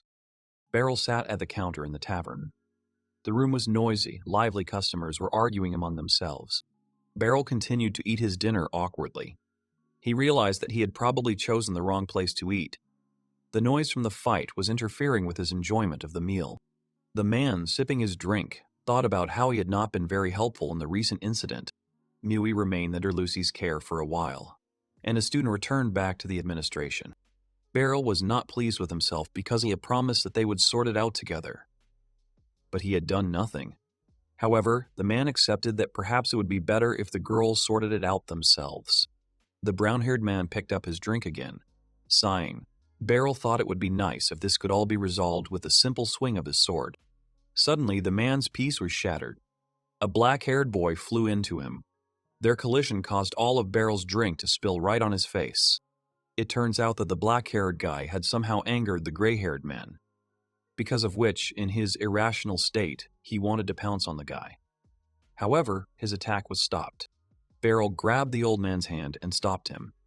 The gray-haired old man was angry at the man's actions, but Beryl calmed him down with his strength, thus forcing the gray-haired man to his knees. Beryl, being drunk, was angry about the noise. He just wanted to drink his drink in silence, and now it was spilled because of them. The old man angrily pulled his hand out of the grip. He was furious at Beryl's actions. The gray-haired old man was about to strike at Beryl. At that moment, the black-haired guy said something about the right side. Beryl was surprised by his words. He attacked the old man with an imaginary sword right in the right side. He was open to attack right there. With his movements, Beryl was able to dodge the old man's blow. He looked at the black-haired guy with interest. He was also engrossed in his drink. The man's face was not visible because of his hair. Meanwhile, the old man, angry at the failed attack, turned back to Beryl. At the same time, the men said something about the back of the head. Beryl then attacked the old man with an imaginary sword. Beryl and the black-haired man were interested in the innocent fight. They anticipated the exposed areas of the old man's body as he moved, where they could attack the old man. In the last attack, Beryl chose to attack his left thigh with an imaginary sword. The black-haired man was surprised by his choice. The man was chatting about a possible attack. The old man was breathing angrily from everything. He turned towards the men with rage and pulled out a real sword. The angry old man wanted to eliminate Beryl. Screams were heard at the sight of a real weapon in the room. The old man still did not calm down. The man looked calmly at the enraged opponent. They simultaneously realized that the best attack in this round would be a blow to the head. Then Beryl quickly approached the gray-haired old man who at that moment only swung his sword. Beryl quickly grabbed the sword with both palms, stopping the old man's attack. The old man continued to swing his sword, but Beryl calmly held the sword, not allowing it to move. At the same time, a bottle with a saucer flew onto the old man's head, thus causing him to faint. The enraged old man was finally dealt with. The black-haired man with the stubble assessed Beryl. He had done a good job against the old man. Although if the black-haired man had become serious, he probably would have easily defeated him too. Beryl believed his words. After a while, the two men sat at the bar together and chatted about their lives. The black-haired man was surprised that Beryl had risen from commoner to knight. But Beryl didn't think it was a worthwhile story. The black-haired man told him that he was having problems at his current job. That's why he wanted a drink to take his mind off it. But Beryl didn't think it was a funny situation. Beryl had lived in the countryside most of his life and had only recently left it. The man told his interlocutor with shame and awkwardness. Beryl's father decided to retire after an injury and left the dojo to him. All this time, he was a fencing teacher at his father's dojo. Beryl considered his father strong, and during all this time, he was unable to defeat him. 20 years of his life passed like this, and Beryl thought that he would live his whole life like this. But one day, one of his former students decided to get him a job in the capital, and that's how his new life came about. That's why Beryl's interlocutor was incredible. After all, he was able to reach his dream on his own. Beryl didn't think so about himself. Also, the black-haired man was still young, so Beryl believed that it was good for him to take breaks every now and then. Beryl's interlocutor told him that every swordsman has his own duty. Before, Beryl had been locked in a cage, but now he was free. Now the man would be able to fulfill his duty, which would come someday. Beryl was shocked by the other man's words. He remembered how his father had appointed Landred as the manager of the dojo. That was when he was sent to the capital, to fulfill his duty. Beryl thought about his duty as a swordsman. Then Beryl became depressed. He thought about how the girl was not easy because they were busy with the gang of Twilight. While he was sitting in the tavern and drinkings, Beryl was ashamed. He felt sorry for Alucia and Lucy because they were working hard now while he was resting. The man was so absorbed in his thoughts that he didn't even notice how his mug was filling up. It was still dark outside. The area was only illuminated by street lamps and lights from the windows of buildings. The black-haired man standing on the bridge was calmly drinking his drink. He was also thoughtful. After all, it really all came down to one's own duty. Suddenly, someone noticed him. It was Robari. He greeted the man. The fair-haired guy realized that he had gone out to drink at the tavern again. The black-haired man was called out. His name was Spurry. Then Robari approached Spur with a girl. The boy and the girl wore the same cloaks. The girl also wore a veil on her face, leaving only half of her face open. Shur was not happy about their appearance. He had already told them earlier that when he had a day off, they were not supposed to show themselves in front of him. But the girl and the guy came to him for work. The girl told him that Twilight had been caught, so Bishop was calling for Spur. Then Rabarai happily told everyone that he had seen an incredible swordsman. According to people, he was very skilled, although he did not look like a knight. However, this man might be even stronger than Spur. This was indeed bad news for them. But the man was not worried about it. Schuper entered the room and sat down in a chair. There were already other people in the room, including Rabarai. They were all dressed in the same cloak. The veiled girl said that it would be troublesome to deal with Twilight, but it was only a matter of time before the magic division could get all the information from him. Robarairi regretted that he was not eliminated immediately in battle. The rest of the team was silent. Spur decided that they had to eliminate the leader of the Twilight gang. It was dark outside, only the light from the windows illuminated the darkness. Meanwhile, in the basement under the building, there was an underground prison, in one of which was located Twilight. Commander Lucy was interrogating a man. She wanted to know the current location of Sister Manhua. The man with dreadlocks looked at her with a puzzled look, because he had already answered this question before. However, the girl again menacingly awaited his answer to the question. Twilight replied that Helica Freya was somewhere, but he couldn't continue his answer as he suddenly froze. The knight and the magician looked at the frozen man.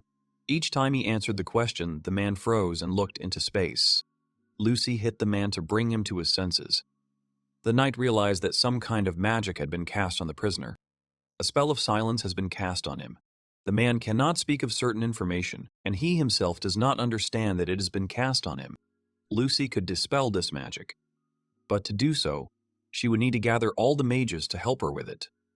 The problem was that by doing so, they could accidentally break the man. At this point, they had to prepare properly. As soon as the magicians finished with everything, they would immediately return back. Lucy wanted to take the men to her headquarters. But moving the criminal from place to place was rather inappropriate. The girl in armor was named Alucia. She was currently looking for Roberius, and the knights had also increased their guard on the streets. Hemberts took Lucy's luggage. He wanted to take her. Lucy appreciated his actions. The guy also offered to take Fissel's luggage. But the girl, pouting, refused the guy's help. Then, turning away, she said that she could handle it herself. Lucy asked the boy if he had a fight with Fissel. But he hadn't. At least the boy didn't remember it. So Lucy teased him. Hemberts then assumed that it was all because of the training battle. He remembered that he had been able to dodge Fissel's attacks a couple of times, but he was still unable to deal with her magic blade. The girl did not agree with this. She called Hembiers a liar. Using her magic blade, she won only 7 fights out of 10. The guy was able to win 3 times. Although the girl still defeated him, magicians have a big advantage in a fight with ordinary swordsmen. Therefore, winning 7 battles and losing 3. For Fissel, it was like a draw. Hemberts awkwardly accepted the girl's displeasure. He thought that Fissel definitely hated him. Lucy also noticed that Hemberts had made a dangerous enemy for himself. After all, the black-haired girl does not like to lose. She is only happy with an absolute victory. The girl with these words indicated that Fiss was similar to someone. Meanwhile, somewhere Beryl sneezed at the mention of him. Hemberts thought Fissel was very strong because of her magic blade. That's what Fissel heard. It was all thanks to her excellent swordsmanship. She definitely learned it from Barl. And again, somewhere around there, Barl sneezed at the mention of him. Hemberts continued to speak. He and Fissel were taught by the same person. Therefore, he too cannot lose the fight. Meanwhile, in the underground prison, 2 knights guarded the prisoner's cell, Twilight. Suddenly, one of them fell down. He was instantly immobilized. His partner was surprised by this. He looked at his immobilized partner in shock. At that moment, a man in a cloak jumped on him from the ceiling. Soon, the prisoner's cell, Twilight, was freed from guards. Twilight was called out. The man in the cloak informed him that he was the messenger of Bishop. Twilight was glad of his quick appearance. The man told his rescuer that he hadn't told anyone about them. The Twilight wanted to get out of the cell as soon as possible. But as he approached the man in the cloak, Twilight received a sword attack. He was shocked by the actions of the man in the cloak and wanted to know the reason for the attack. The man in the cloak only said that his subordinates were waiting for Twilight in the afterlife. It turns out that the man eliminated all members of Twilight Zhang. Suddenly, Kaluni burst into the chamber with a sword. She was surprised to notice the wounded Twilight, who lay motionless on the stone floor. All free knights immediately began to descend into the underground prison because an intruder had entered there. Kaluni told the man in the cloak that reinforcements would soon arrive, so he should surrender. But he didn't think so. The man in the cloak approached the girl with lightning speed and attacked. However, Kaluni was able to defend herself from the sudden attack. She was able to hold back the enemy's onslaught. Kaluni was then able to forcefully push the man back, causing him to bounce back some distance. Kaluni noted that if they continued fighting in this place, she would have an advantage. Meanwhile, the man in the cloak climbed up the indentations of the stone bricks with lightning speed. He held on to the free edges of the brick in the ceiling with only one hand. Then the man in the cloak swung his sword towards the girl. Kaluni immediately defended herself from his attack and fought back. The girl was surprised by the superhuman strength of her opponent. She understood that she had to keep her distance. When suddenly the man lowered the brick and went down. Having descended, he immediately kicked the girl's legs with one leg, causing her to lose her footing. Kaluni found herself in a dangerous situation because her opponent wanted to attack her. Suddenly, someone's voice was heard. It was Hembert Strout. He instantly appeared in front of the girl and protected her from a possible dangerous attack by hitting the man in the cloak. The blow sent the opponent flying straight into the bars of the cell. Kaluni was surprised by the sudden appearance of the vice commander. Hemberts looked seriously at the enemy. The guy came out of the cell to the man in the cloak. He appreciated that he was able to withstand his blow, because Hemberts did not hold back. Then the guy found out about Kaluni's condition. She was fine. Hemberts ordered her to take Twilight to the infirmary and tend to his wounds. Now only he and the man in the cloak remained in the prison. The man in the cloak instantly ran out of the underground prison, avoiding Hemberts. While escaping, he encountered a crowd of knights on his way, so he immediately turned the stairs to the side. The knights ran after the intruder who was climbing up.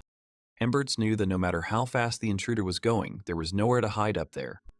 Soon the man in the cloak found himself in a dead end, surrounded by knights.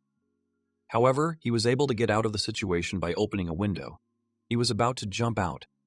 The knights could only shout after the intruder. A man in a cloak fell into the leaves of a tree. The knights looked down on the courtyard. No one could survive at such a height, so no one expected to see a living intruder. Suddenly, the knights noticed that an intruder was running out of the bushes at lightning speed. They were shocked by this because it was impossible. However, the man in the cloak continued to run forward. Suddenly feeling something, the man in the cloak turned back in surprise. It turned out that Hemberts was chasing him. He was trying to catch up with the intruder. The man was running towards the shopping district. The guy ordered the other knights to lure the intruder into a trap with barricades on horseback. Hemberts knew that the man in the cloak was unusual. But who would have thought that he could survive a fall from such a height? The guy considered the intruder not a human. Ahead of them was a long, wide staircase with a large number of steps. The men ran quickly along at Hemberts, not lagging behind, chasing the intruder. The residents, running away from them, looked at this with surprise. As he climbed the stairs, the man in the cloak saw a cart with things nearby. Jumping onto it, he tore the rope holding the thing and then threw all the things down. With one blow, he knocked the barrels over right towards Hembeers.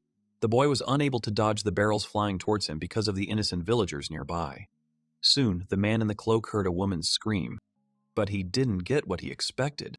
The man in the cloak turned back in surprise. Hemberts quickly sorted everything out. He caught the barrels.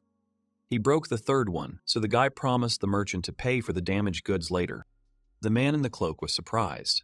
Now he considered Hembeers not a man. However, the intruder continued his escape. Soon he hid in one of the houses. The guy noticed this and realized that he wanted to set up an ambush.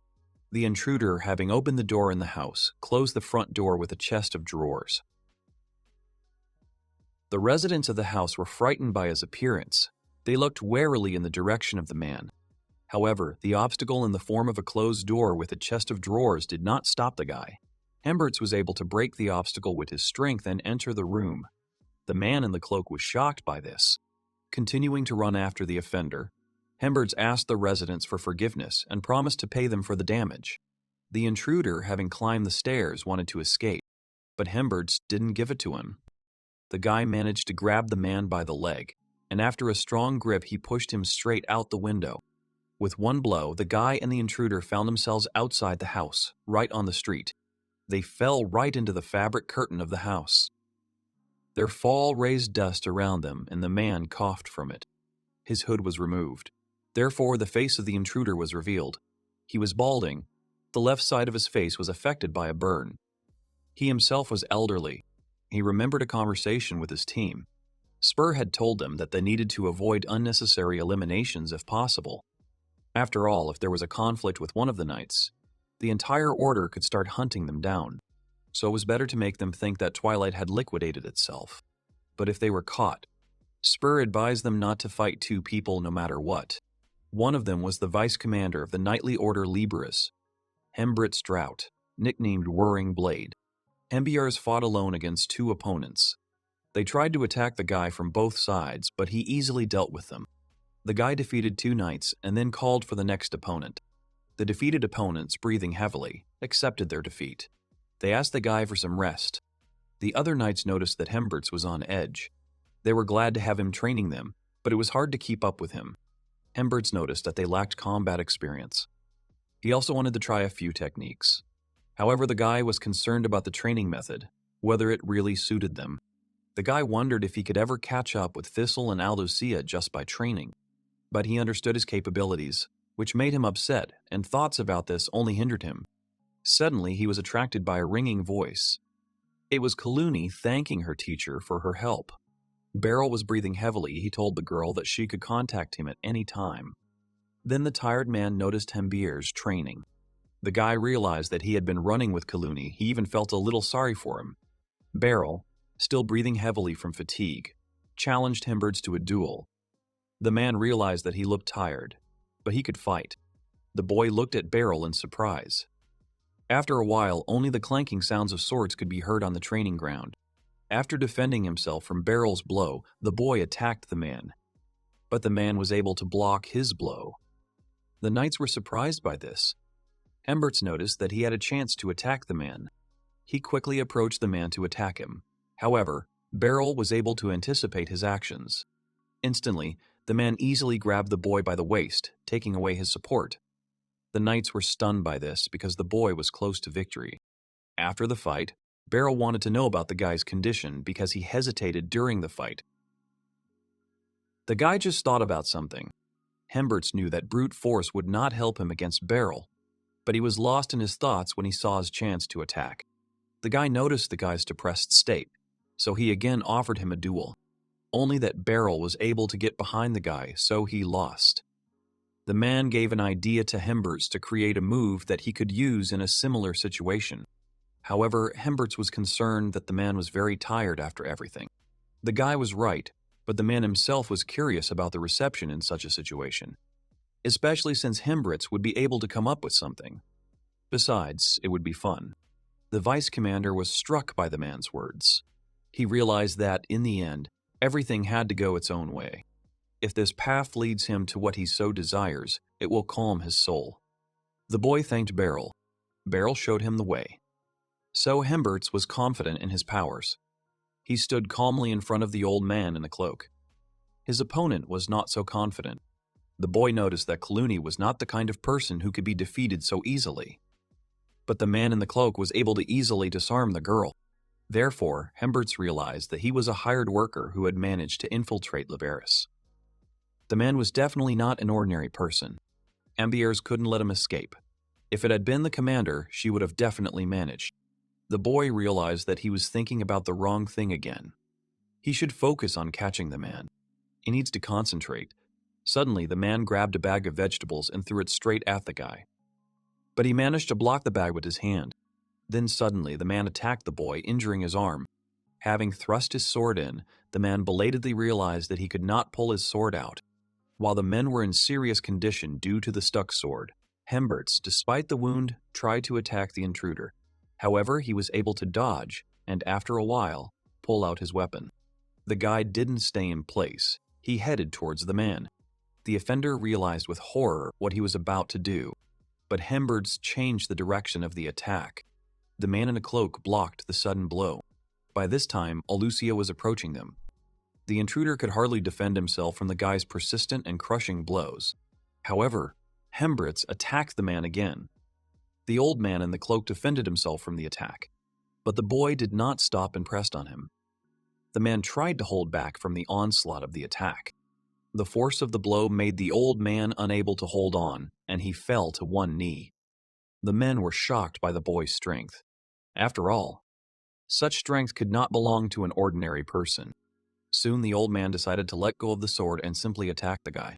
Then, in a sudden maneuver, he found himself behind the knight, grabbing him by the neck. It seemed the old man's luck was running out because of all the people he came across. It was Hemberts' drought. The man did not let go of the guy and pressed him. The boy had to let go of his sword. Hemberts said the old man was wrong. The boy then hit the man with all his might, causing him to relax his hands and let go. Hemberts was able to free himself from the enemy's grip, and he knocked the man to the ground with a blow. Hemberts grabbed the man's hand and disabled it. He then told his enemy that if he had been truly unlucky, he would have encountered someone more dangerous than him. The man screamed from the pain in his arm. The boy ordered the intruder not to resist because he would hurt him again. Suddenly, the boy's eyes widened. After all, the old man had attacked his leg. Hemberts was shocked by this because he had previously disabled the man's arm. The boy realized that the man had used restoration magic, to which the old man only grinned a partially toothless smile. Instantly, the man grabbed the boy's hand and threw him to the ground, thereby changing their places. The man pushed the guy away from himself and ran in the other direction. On the way, the old man grabbed his weapon. Hemberts with a wounded leg. knew that he would not be able to catch up with the intruder. The man understood this, so he smiled vilely. However, there was a blonde girl next to them. Alucia stood in front of the running old man. Seeing the commander of the knightly order, the man realized that he was in a terrible situation. After all, Spur advised not to fight two people, one of whom was the vice commander of the knightly order Leberis, Roaring Blade, Hembrit's Drought, and the other person was Alucia's Citrus, nicknamed Divine Flash, and it was she who stood before him. The man took a fighting stance. He stood tensely and looked towards the girl because he did not want to be eliminated. Meanwhile, unnoticed by the man, Alucia instantly moved and attacked him. The old man in the cloak didn't even realize what had happened. Alucia attacked him too quickly. However, all the damage the girl had done was erased by the restoration magic. Therefore, the man was unharmed. After receiving the attack, the man in the cloak responded by attacking the girl, but she was able to dodge it with ease. Alucia again. He wanted to approach her, but she instantly disappeared from her place. The girl then attacked the man. The old man was shocked by the girl's incredible speed. But Alucia did not stand still. She attacked the man again, pinning him in place. The man could not move. The girl informed him that from that moment on, the Knights of Leberis were arresting the old man. A group of knights immediately approached them. The old man understood the whole situation that had arisen, and he had only one way out of it, namely, to use the pill on himself. The girl noticed this, but the man had already crushed the pill. At that moment, a stunning explosion illuminated the area around the alley. Hembritz approached the commander with concern, but she was fine. The explosion had not affected her. It seemed that the man had used a magical device to eliminate himself. The guy noticed that the girl had quickly dealt with the enemy. He apologized to the commander, since now their lead to Mayu's sister was lost. Alucia grabbed the boy's hand. She carefully examined him for wounds. However, the guy reassured her that he only had one wound. Also, two men were seriously wounded, but they would be fine. Alucia breathed a sigh of relief, glad that the casualties were small. She then ordered someone to take Hembritz to a healer. While the knights were distracted by everything, a girl from the enemy team stood far away from them. After some time, she was already in the forest. The girl informed her comrades that Jemmy had been eliminated. But the old man had managed to eliminate the target. Now they had one less problem. Rabari realized with some regret that Jemmy had been eliminated. It seemed that the Knights of Leberis were not weak. The girl believed that the light of God would lead Jemmy. Spur was angered by their arrogant speeches. He asked them to be quiet in a furious voice. The girl and the boy immediately became quiet. Then Spur, leaving food and drink near the tree, asked for forgiveness from Jemmy. After saying goodbye to Jemmy, he told the others to tell the bishop that he was ready to escape at any moment. Rabari was surprised. After all, they had nowhere to run, so he did not understand doing this. But Shapura had a bad feeling that something terrible was about to happen. Beryl was busy with his sword. Miu looked out the window alone. Miu's sister promised the girl that she would come soon, so Miu had to behave well and wait for her there. The girl, stroking Miu's head, said goodbye to her. Lately, Sister Moi has been going out a lot. She told her that she had found a job. Thanks to this, they can eat bread every day. Miu wanted to become an adult as soon as possible. The girl wanted to help her sister. But after some time, Twilight came to her to notify her about her older sister. She was eliminated. The man just had to deliver the pendant to Moi, and that would be the end of his job. The girl stared at nothing, dumbfounded. She didn't think the man's words were true. Mayu angrily screamed that he was lying. She clutched the pendant in her palm in anger. Suddenly, with her angry cry, a huge stream of flame burst out of her. The departing group looked at the girl in surprise. They realized that she had been using magic unknowingly. Mai Yu looked at the flames that had engulfed her with a puzzled look. Then the background changed. All the people disappeared. Only she remained, but soon her older sister appeared behind her. Miu happily told her sister that she had learned how to use magic. Soon she would be able to go to school, and she would also have her own home, so she offered to live with her. However, her older sister only leaned towards her and told Miu that it was already too late. After her sister's words, Miu woke up from her sleep. The nightmare brought tears to her eyes. The girl was breathing heavily and looked at him with a furious and desperate look. After a while, the carriage approached Lucy's mansion. Beryl looked at the mansion in surprise. It was huge. Alucia noticed that the teacher had opened his mouth too wide. Then Beryl and Alucia entered the mansion. The man wanted to know the reason why Lucy had invited them to her home. Lucy told Alucia that meeting at the headquarters of the magic division would cause inconvenience to the secret guest. Soon the man and the girl entered Lucy's office. She apologized for calling them so urgently. Then she invited them to sit down on the chairs. Beryl was surprised that the girl had servants. Soon Beryl noticed a man dressed as a priest standing opposite Lucy. Lucy advised Beryl to be patient. Before the man introduced himself, they had to ask him a question. Alucia asked Beryl about the swordsman Leberis, whom the man met in the Twilight hideout. Then Beryl told them that Robari owned the rapier. The girls' looks immediately became serious and interested. Beryl continued speaking. In their encounter, Robari used a regular sword. But from his stance, it was clear that he wanted to deliver thrusting blows. Beryl was sure that he had trained a lot with a rapier, but the man vaguely remembers Robari's appearance, only that the guy had a fringe that covered one eye and a braid. But that was enough for others. All the stories about Leberis fit the description of the man. While investigating the disappearance of Helica Freya, the girls found out who supplied magical artifacts to Twilight. It was the bishop of the Veltrain Church of Stana, Lebios Sarleone. The faith of Sven is a religion in which everyone believes that there is only one true God in the world, and that is Sven. It originated in the neighboring country of Svendoyardvania and has already spread widely throughout the kingdom. Then, after the explanations, the man introduced himself. His name was Ivre Hallman.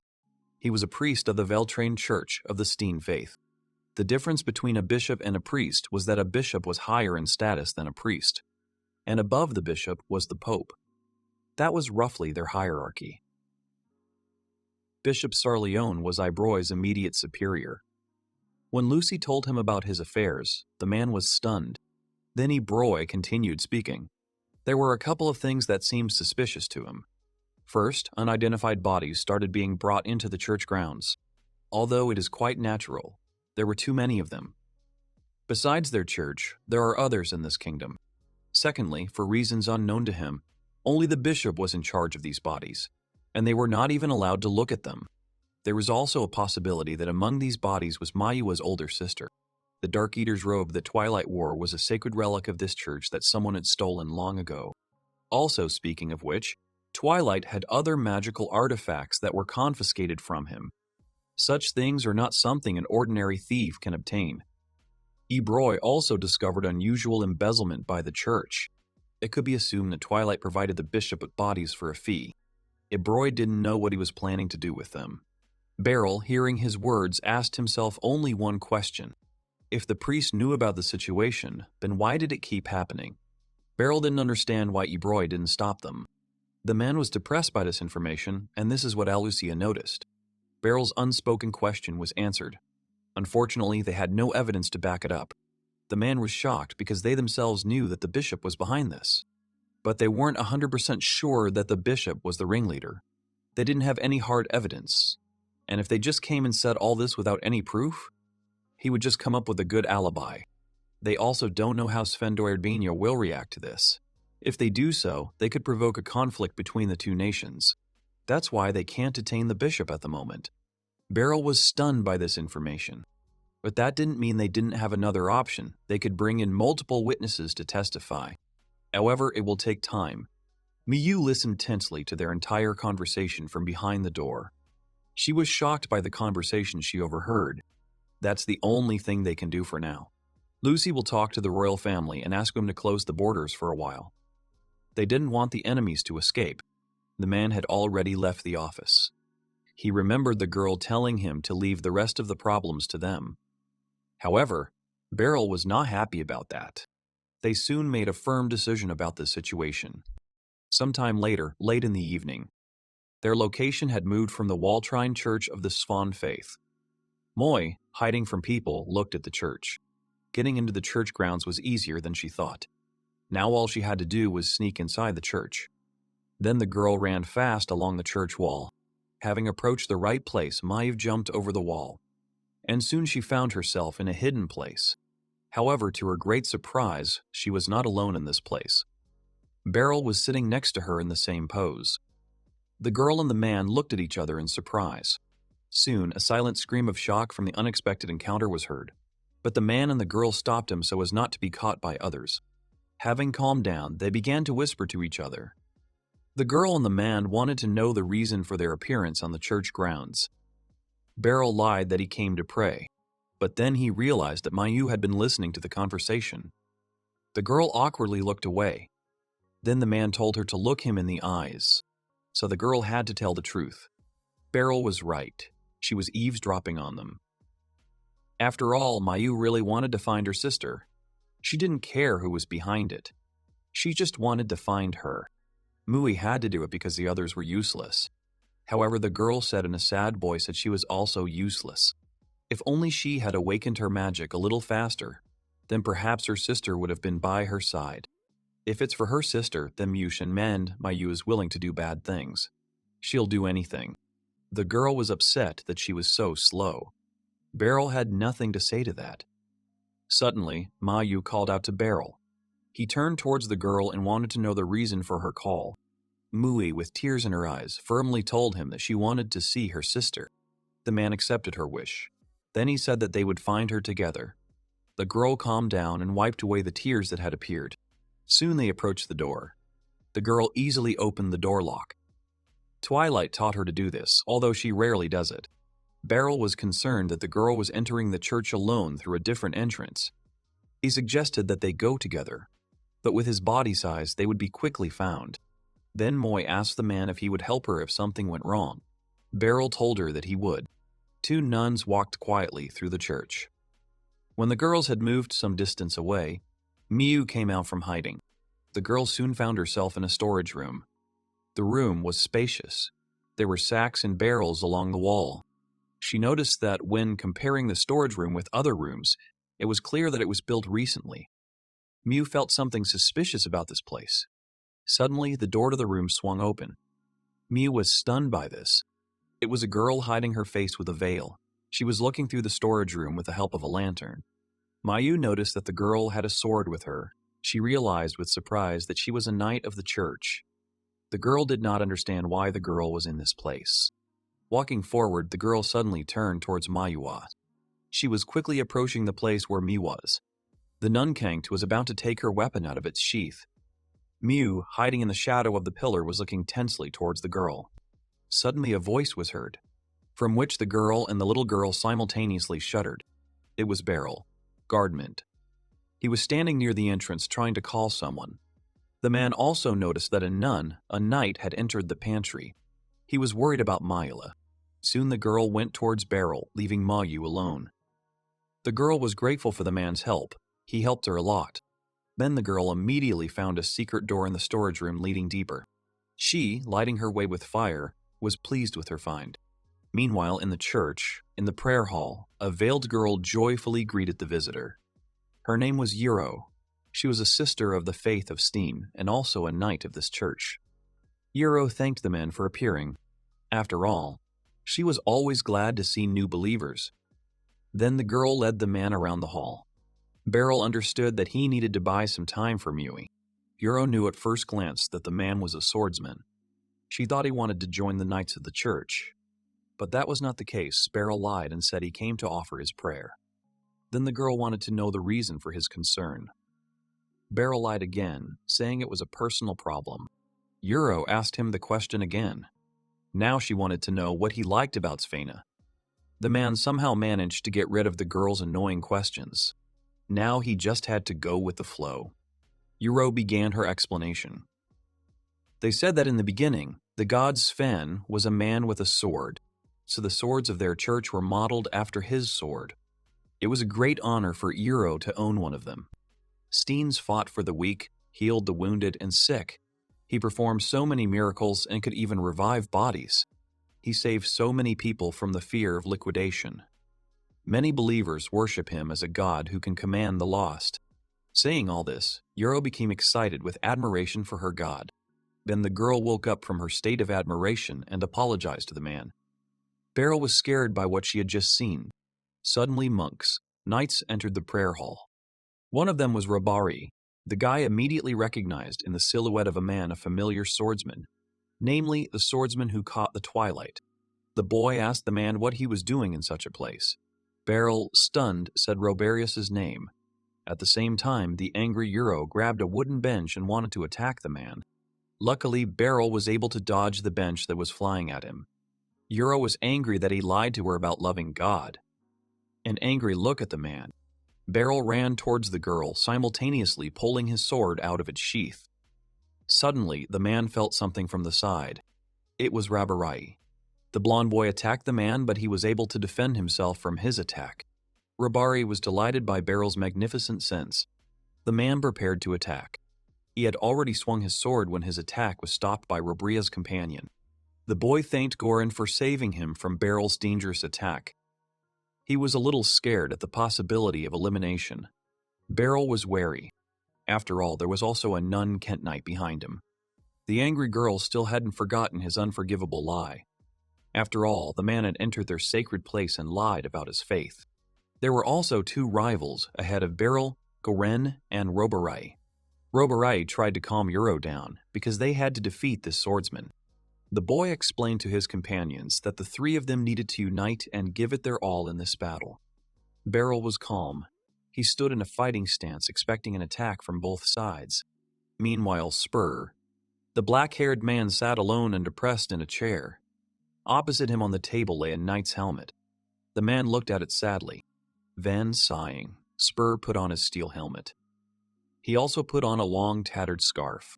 At the same time, Mai U was descending the long stairs to the basement. Soon the girl reached the door. Opening the door, she found herself in a basement. There were papers with a plan attached to the wall. There were also huge wooden boxes. The girl realized that these were wooden coffins. She remembered the priest's words. He said that the bishop's goal was the miracle of resurrection. The miracles were granted to them by Lord Steens. The followers of Steens' faith believe that the healing and strengthening of the body is also a miracle of Steens, and calling it magic in the presence of believers was taboo. The miracle of resurrection was considered the highest level of Steens' miracles that were described in their legends. But as Lucy said, it is simply impossible. It is nothing more than a common legend. However, among their believers and practitioners, there were people who wanted to reunite with their deceased loved ones and comrades. Mui realized that in order for the bishop to be able to perform that very miracle, people drag all these bodies into the basement. The girl also thought that Twilight was hiding this from her. It was possible that her older sister was in one of these wooden coffins. Mayu looked at the coffins with some excitement. Suddenly, Spur appeared in the room. He told the girl not to dare touch them. He asked her why such a child as she was doing in such a place. Miu realized that she was in a difficult situation, but she immediately pretended that she was just playing with her friends and got lost. The girl, trembling, looked at them with feigned fear. Suddenly, the bishop was also near Spur. The gray-haired old man was glad that it was just a child. He then ordered Spur to take the girl to the utility room. But suddenly Spur called the girl Mayufreya. She tried to disagree with him and give another name. However, the man continued to speak. No one had told him that name, but his subordinates told him that Twilight had picked up a red-haired girl in the slums. So Spur knew it was her. And who else but Twilight could know this place? At that moment, Mew used all her magic. A huge stream of flame appeared in the room. The girl, with anger and panic, ordered them to leave. But they did not even move from the spot. The gray-haired bishop was surprised that the girl possessed magic. Schuper only looked at her tiredly. Then, with one movement, the man neutralized the girl. Mew did not even have time to see his actions, as she had already fallen unconscious into Spur's arms. Then Spur turned towards the bishop. They should leave this place as soon as possible and also burn all the evidence. The bishop was not happy about this. The angry old man did not think that they would have to say goodbye to this place so soon. Afterwards, the old man calmed down and came to his senses. He was still able to achieve some results. Therefore, as soon as they returned to their country, he would immediately continue his research. The man also wanted to take the girl with him. After all, she was a magician and was of great value for his experiments. The gray-haired bishop turned towards the wooden coffins and ordered someone to stand up. At that moment, the coffin lids rose. Spur wanted to know if they would take them too. The bishop wanted to take them. After all, they were resurrected, even if not completely. It was proof that he had become closer to God.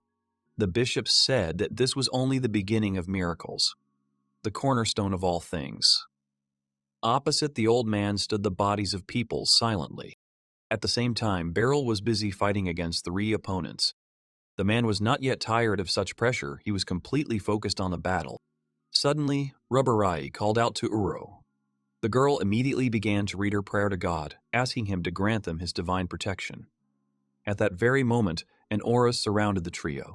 The next moment, Rubarai easily knocked the bench over towards the man. Beryl was shocked by the sudden change of monks, knights. Beryl tried to dodge the bench flying towards him, but Harem was behind him. The guy attacked the men, which made it hard for Beryl because he had to deal with everyone. The man was already having a hard time. He couldn't believe that they became active after the so-called miracle. Now Beryl understood what it meant to be a knight of the church. The Knights of the Church are a knightly order that directly serves the faith of Sten. They are known for all using a sword, the Estok. They also have knights in their ranks who can use miracles. There weren't many knightly orders in this world where knights fought exclusively with piercing weapons, and also capable of using miracle. All this was told to Beryl by Hembritz. The man completely agreed with him. Rabari attacked the man, aiming for his leg. However, Beryl was able to dodge his attack. He was then attacked by Aurora, but Beryl was able to dodge her attack as well. All 3 knights of the church were preoccupied with the possibility of destroying the man. The knights occupied Beryl from 3 sides, preventing him from retreating. Roberi and Euro tried to hurt the men with their attacks. Juron waited for the moment when the man would come closer to him in order to attack him. Beryl easily dealt with both attacks of Euro and Roberius, knocking them with their swords. Then he was expected to be attacked by Juron, but Beryl was ready for it. The man blocked Heron's attack with his scabbard. The boy was deeply shocked by the man's actions. His sword pierced Beryl's scabbard. Therefore, the boy was unable to pull his sword out of Beryl's scabbard. This is what gave the man the opportunity to easily attack Heron and incapacitate him. Euro and Robri were shocked by the elimination of Heron. Heron fell silently under the man's attack. Beryl then turned towards the boy and girl. Then Robari panicked. He knew that the 2 of them couldn't handle the man. They tried to run away, when suddenly Beryl attacked the girl, wounding her. Now Euro used a miracle on herself in panic, healing the wound. Seeing this, Beryl realized that she was the only one of the 3 who could use the miracle. Robari realized that at this rate they would all be eliminated. Beryl and Euro attacked each other. The girl was suffering from the persistent and dangerous attacks of the man. He was hurting her more and more. Suddenly, Spur appeared in front of the girl in a helmet. He blocked Beryl's attack, preventing him from further injuring the girl. The black-haired man with stubble and Beryl met again, but now on different sides. The dangerous and oppressive auras of the men looked at each other. Spur's aura was in the form of a huge, poisonous snake, while Beryl's was a dangerous monster with tentacles. Spur, using the power of the miracle, pulled his sword out of the grip and attacked the man. However, Beryl was able to block the blow with ease. Then Beryl forced the swords down. The swords met again in a blow. A second later, each swordsman pulled his sword out of captivity. They attacked each other again, placing their swords in the danger zone. But then the men dodged the attack and jumped back some distance. Beryl looked at his opponent. He realized that the man in the helmet was a strong swordsman. Most likely, he was even stronger than Alucia and Shorna. The Knights of the Church of Valtrain are a private army that Levios Sarleone has assembled. Although their army does not have a high rank in the knightly order, they are a source of pride and admiration. The priest also heard rumors that there was a man in their army whom they called Night Hunter. Alucia was shocked by this nickname. Beryl wanted to know more information about the knight. A few years ago, there was a serial hunter who committed a lot of crimes. He eliminated a huge number of knights, so Sendoyard Vania became worried. At first, everyone thought that some anti-church organization had arranged it. But a witness was found who claimed that it was all done by one person. This criminal was never caught, but people gave him the nickname Night Hunter. If all these rumors are true, then he must be a very strong man. Beryl thought that it was him. The same Night Hunter. The man was wearing a helmet and a scarf hid his true hair color. Spur quietly said that Beryl was the famous swordsman from the backwoods after all. Beryl looked at the man with an uncomprehending look. He didn't understand what he said because his voice was too quiet. The wounded Euro called out to Commander Spur, but he didn't even turn around. The man ordered them to retreat immediately, get into the cart and leave. Then, remembering something, Spur ordered to take one child with him. The girl who has magic, she will be unconscious for some time. Beryl immediately realized that the man was talking about Mia. He was in a fighting stance, trying to get closer to the exit, while Spur was coming to his senses. However, at that very moment, Beryl felt the possible danger of being wounded right in the neck. The next moment, Spur instantly approached him and attacked with his sword. Spur was surprised to see that Beryl had been able to see the trajectory of his attack. Beryl dodged the attack. It would have been dangerous if his opponent had hit the target directly, but in order to save Miu, Beryl had to defeat him. Spur also had the same goal as the man, but for a different reason. He wanted to defeat Beryl. At the same time, the wounded Euro tried to heal herself with a miracle. She thought that she had to help Commander Spur. Robari was simply following orders. Besides, if they stayed there, they would just become ballast for him. Beryl and Spur were absorbed in the fight, each wanting to defeat the other. Beryl swung his sword, aiming straight at the man's head, but he was able to dodge the attack. Now it was Spur's turn to attack him, and Beryl was already prepared to defend himself. The man was able to defend himself from the blow. Beryl was also surprised that his opponent was still on his feet. Meanwhile, he was attacked again, aiming straight at his legs. But Beryl managed to jump at the right moment. Spur was looking at his opponent. Beryl realized this, so he jumped some distance away from him. The man noticed that his opponent had inhuman endurance. No matter how many blows he dealt him, he continued to skillfully contract them. It was also difficult for Beryl to read the trajectory of his sword. Spur's strikes were especially dangerous. After all, not everyone can pull off something like that. The enemy had speed and precision. Although they wouldn't help individually, he skillfully combined them. Then Beryl stood up again. The man was in a stance to attack his opponent again. Spur was expecting it. The black-haired man considered the possibility of his next move. If he openly attacked Beryl, Beryl would easily be able to remove the weapon from his hands, and then he would be left unarmed. Spur was thinking about what he should do in this case. Beryl was expecting an attack from his opponent. The black-haired man was about to step. Suddenly, zombified bodies burst into the church. They tried to enter the prayer hall through the windows, smashing them completely. The shards flew around the hall. Beryl and Spur were shocked by their unexpected appearance. Beryl thought for a moment that they were more reinforcements, but then the man noticed that they were unarmed. Beryl then thought that they were ordinary civilians. Spur was angry because the bishop had told him otherwise. The gray-haired old man ordered the zombified bodies from afar to eliminate those who did not belong to the church. At that moment, everyone pounced on Beryl. Among the people running towards him, Beryl noticed a red-haired girl. The man thought it was Miu, but a moment later, he realized with a deep shock that it wasn't her. A disheveled, red-haired girl with a blank look was running towards him. It was Mayuia's sister. Before arriving at the church, Beryl wanted to ask Mui what her sister was like. The girl told him that she was a beauty. Her sister always laughed and put her above everything else. Until the very end, her sister was worried only about her. At these words, the girl looked sadly at her pendant. The defeated heron lay on the floor. At this time, people attacked Beryl. The closest to him was his sister, Miu. The man anxiously wanted to push the girl away from him because it was dangerous. But she continued to look at him with a meaningless gaze. Then the girl grabbed him tightly by the clothes. After that, Sister Mayuia knocked the man towards the bench. Beryl was shocked by her incredible strength.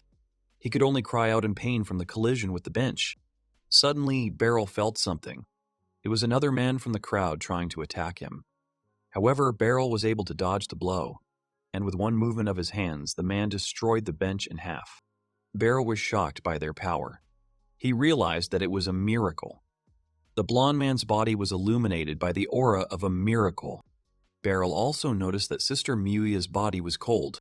Then he realized that all these people had already been liquidated. He remembered a conversation with Lucy about a mage who could control bodies. It turned out that he poured his mana into a liquidated body in order to use it to control the body of the deceased. The man remembered the sad and sorrowful eyes of Manhua when he mentioned her sister. The girl wanted to find her sister so much, but now her sister stood in front of him, looking at him with a blank look. Beryl was stunned. Suddenly, the man noticed that Schwar was running away through a broken window. Beryl wanted to stop him, but he was held back by the bodies of the people. Then he had to use his power. Beryl tried to stop them. He attacked them right in the leg so that they couldn't move, but the zombified bodies continued to advance towards him. Then he realized that they couldn't be stopped like that. Beryl asked them for forgiveness. The man then attacked one of them. His goal was to destroy them. Beryl seriously injured the black-haired zombified girl. He continued to try to dispose of the bodies of the fallen people, but they still continued to advance towards him, stopping only when they attacked.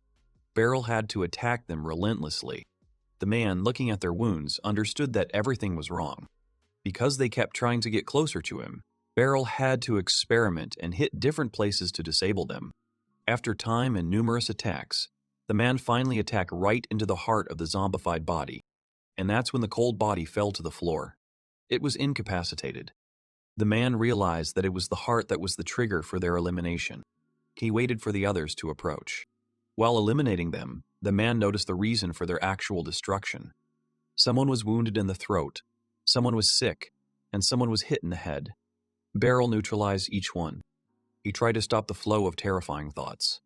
He needed to focus on a quick elimination.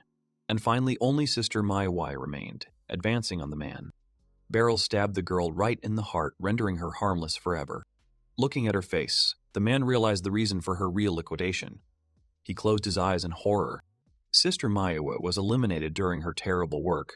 She was servicing a man, and he destroyed her in a fit of rage. Twilight helped her deal with the man.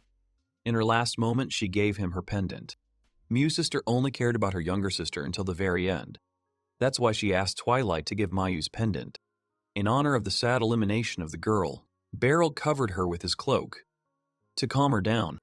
Then he quickly headed towards the carriage. On the way, he heard shouts about a fire. It turned out that the roof of the warehouse was burning. All the visitors tried to put it out. The man realized that the evidence had been destroyed. Soon Beryl reached the stables, but the horses were gone, only the tracks of the cart remained. The man remembered how Manhua had asked him to help in case of an emergency. Beryl ran quickly towards the carriage. Each swordsman had his own duty. Beryl remembered the words of the black-haired man.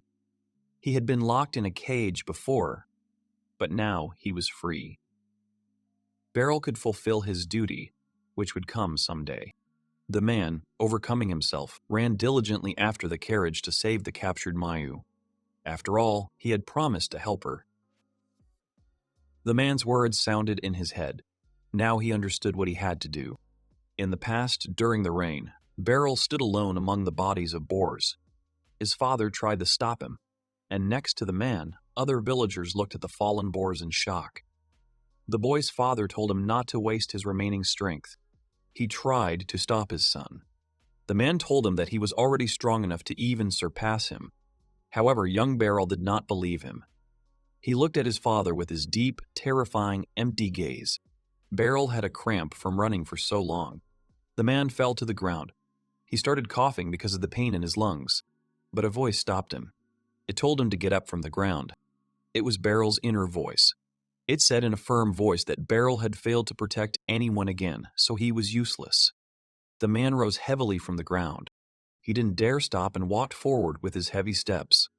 After all, he had promised Mew that he would save her. Walking forward, the man raised his gaze upward. Suddenly, Fissel and Kaluni appeared next to him. The girls were on horses. They saw their teacher. Fissel gave her hand to her teacher so that he could sit behind her on the horse. Then the girls galloped forward at a rapid pace.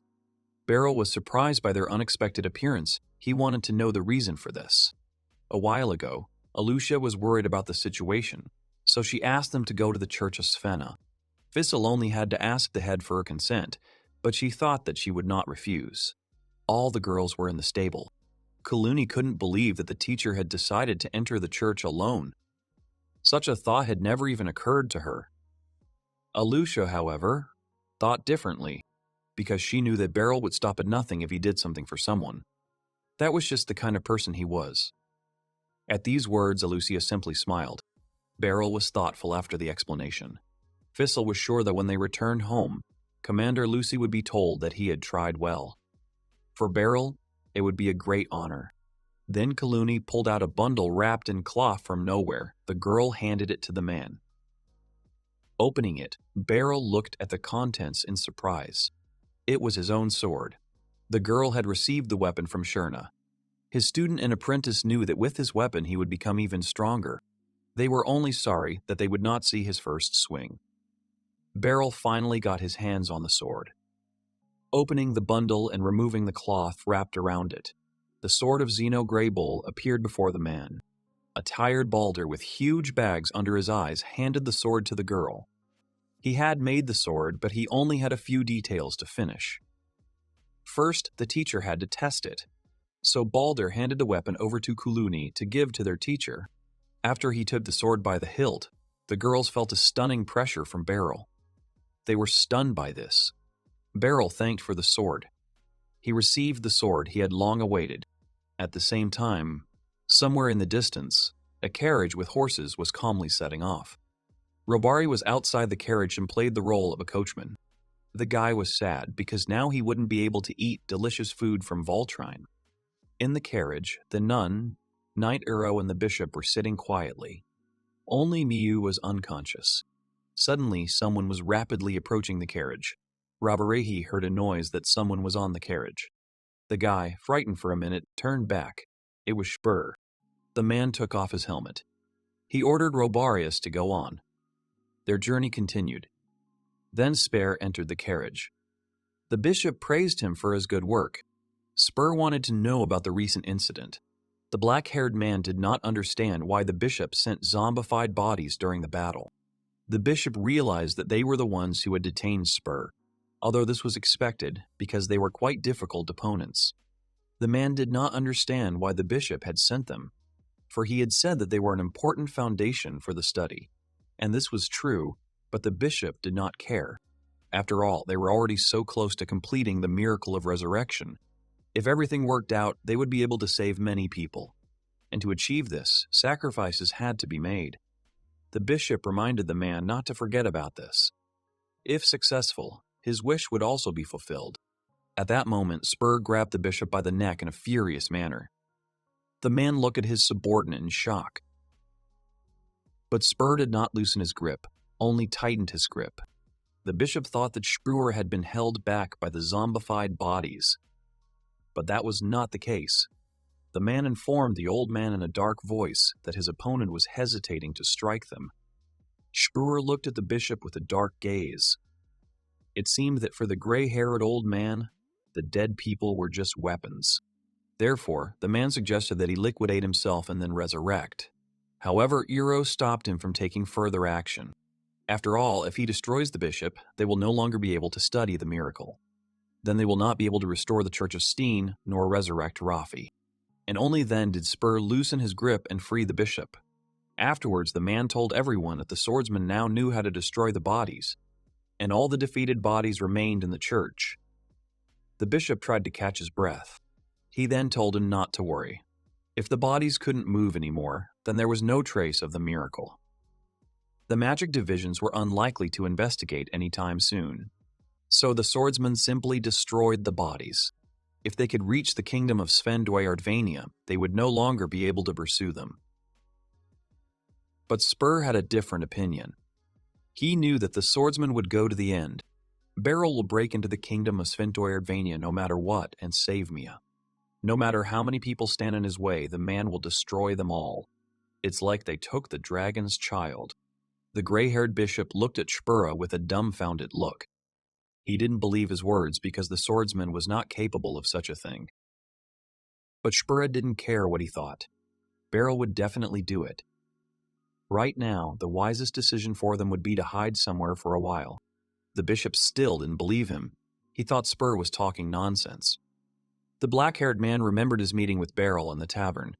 Beryl would do it, all because it was his duty. Suddenly, Thistle landed on the roof of the carriage. Robarai and the people inside the carriage were stunned by her appearance. The girl swung her sword. With one movement, she tore the horses away from the carriage. The horse, freed, quickly ran away somewhere. Robarai could only look at the cut leash in shock. Thistle, without stopping in place, swung her furious blade again, in order to attack the fair-haired guy. But she didn't have time to do it, because suddenly Oro broke through the roof of the carriage. The nun grabbed Thistle by the blade, not letting her attack the guy. With this, the boy was able to recover. Robari pulled his sword out of its sheath and wanted to attack the black-haired girl. However, Kaluni did not let him do this. The girl attacked him, but Robari managed to defend himself from the unexpected attack. Kaluni continued to attack the guy.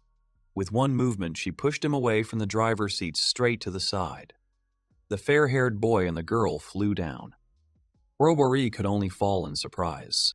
Uro heard the boys scream and wanted to turn towards him, but Thistle did not let her do so. The girl lifted the nun up into the sky with her furious blade.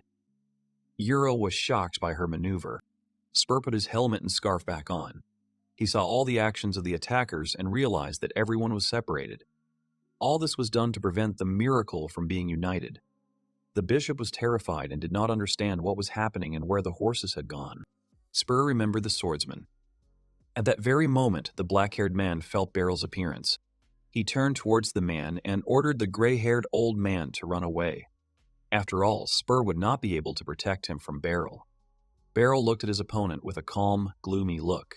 At the same time, Robari and Kaluni were absorbed in the fight. They were still flying down the slope. The guy wanted to get closer to the girl with the help of the tree to attack. But when approaching her, the boy received an attack from her. He was able to dodge the blow with only luck. The force of Kaluni's blow was great because the blow passed through a piece of land which was immediately destroyed. The scared guy tried to pretend that he was having fun, although in reality he was scared. Kaluni was calm. She was preparing to attack again. Meanwhile, the other pair flew into an old, shabby building. Thistle directed Uro straight towards the building. Soon they flew inside the house. The girls were ready to attack each other. Each used their sword amplifier. Thistle used magic, Uro, miracle. Then they swung their swords. Soon they collided. A bright flash illuminated the entire room. Light even came out of the windows of the building. Uro called the black-haired girl. She knew that she was Thistle Harborough from the magic division. Thistle only asked her about the fact that she knew her. Robari admired Kaluni's monstrous strength. The boy thought that he was fighting with the famous Roaring Blade. But the girl did not agree with this, because the Roaring Blade was stronger than her. Then the boy asked Kaluni to give him a little head start. Thistle and Uro, standing on the ruins of the building, looked at each other. Everyone was ready to attack.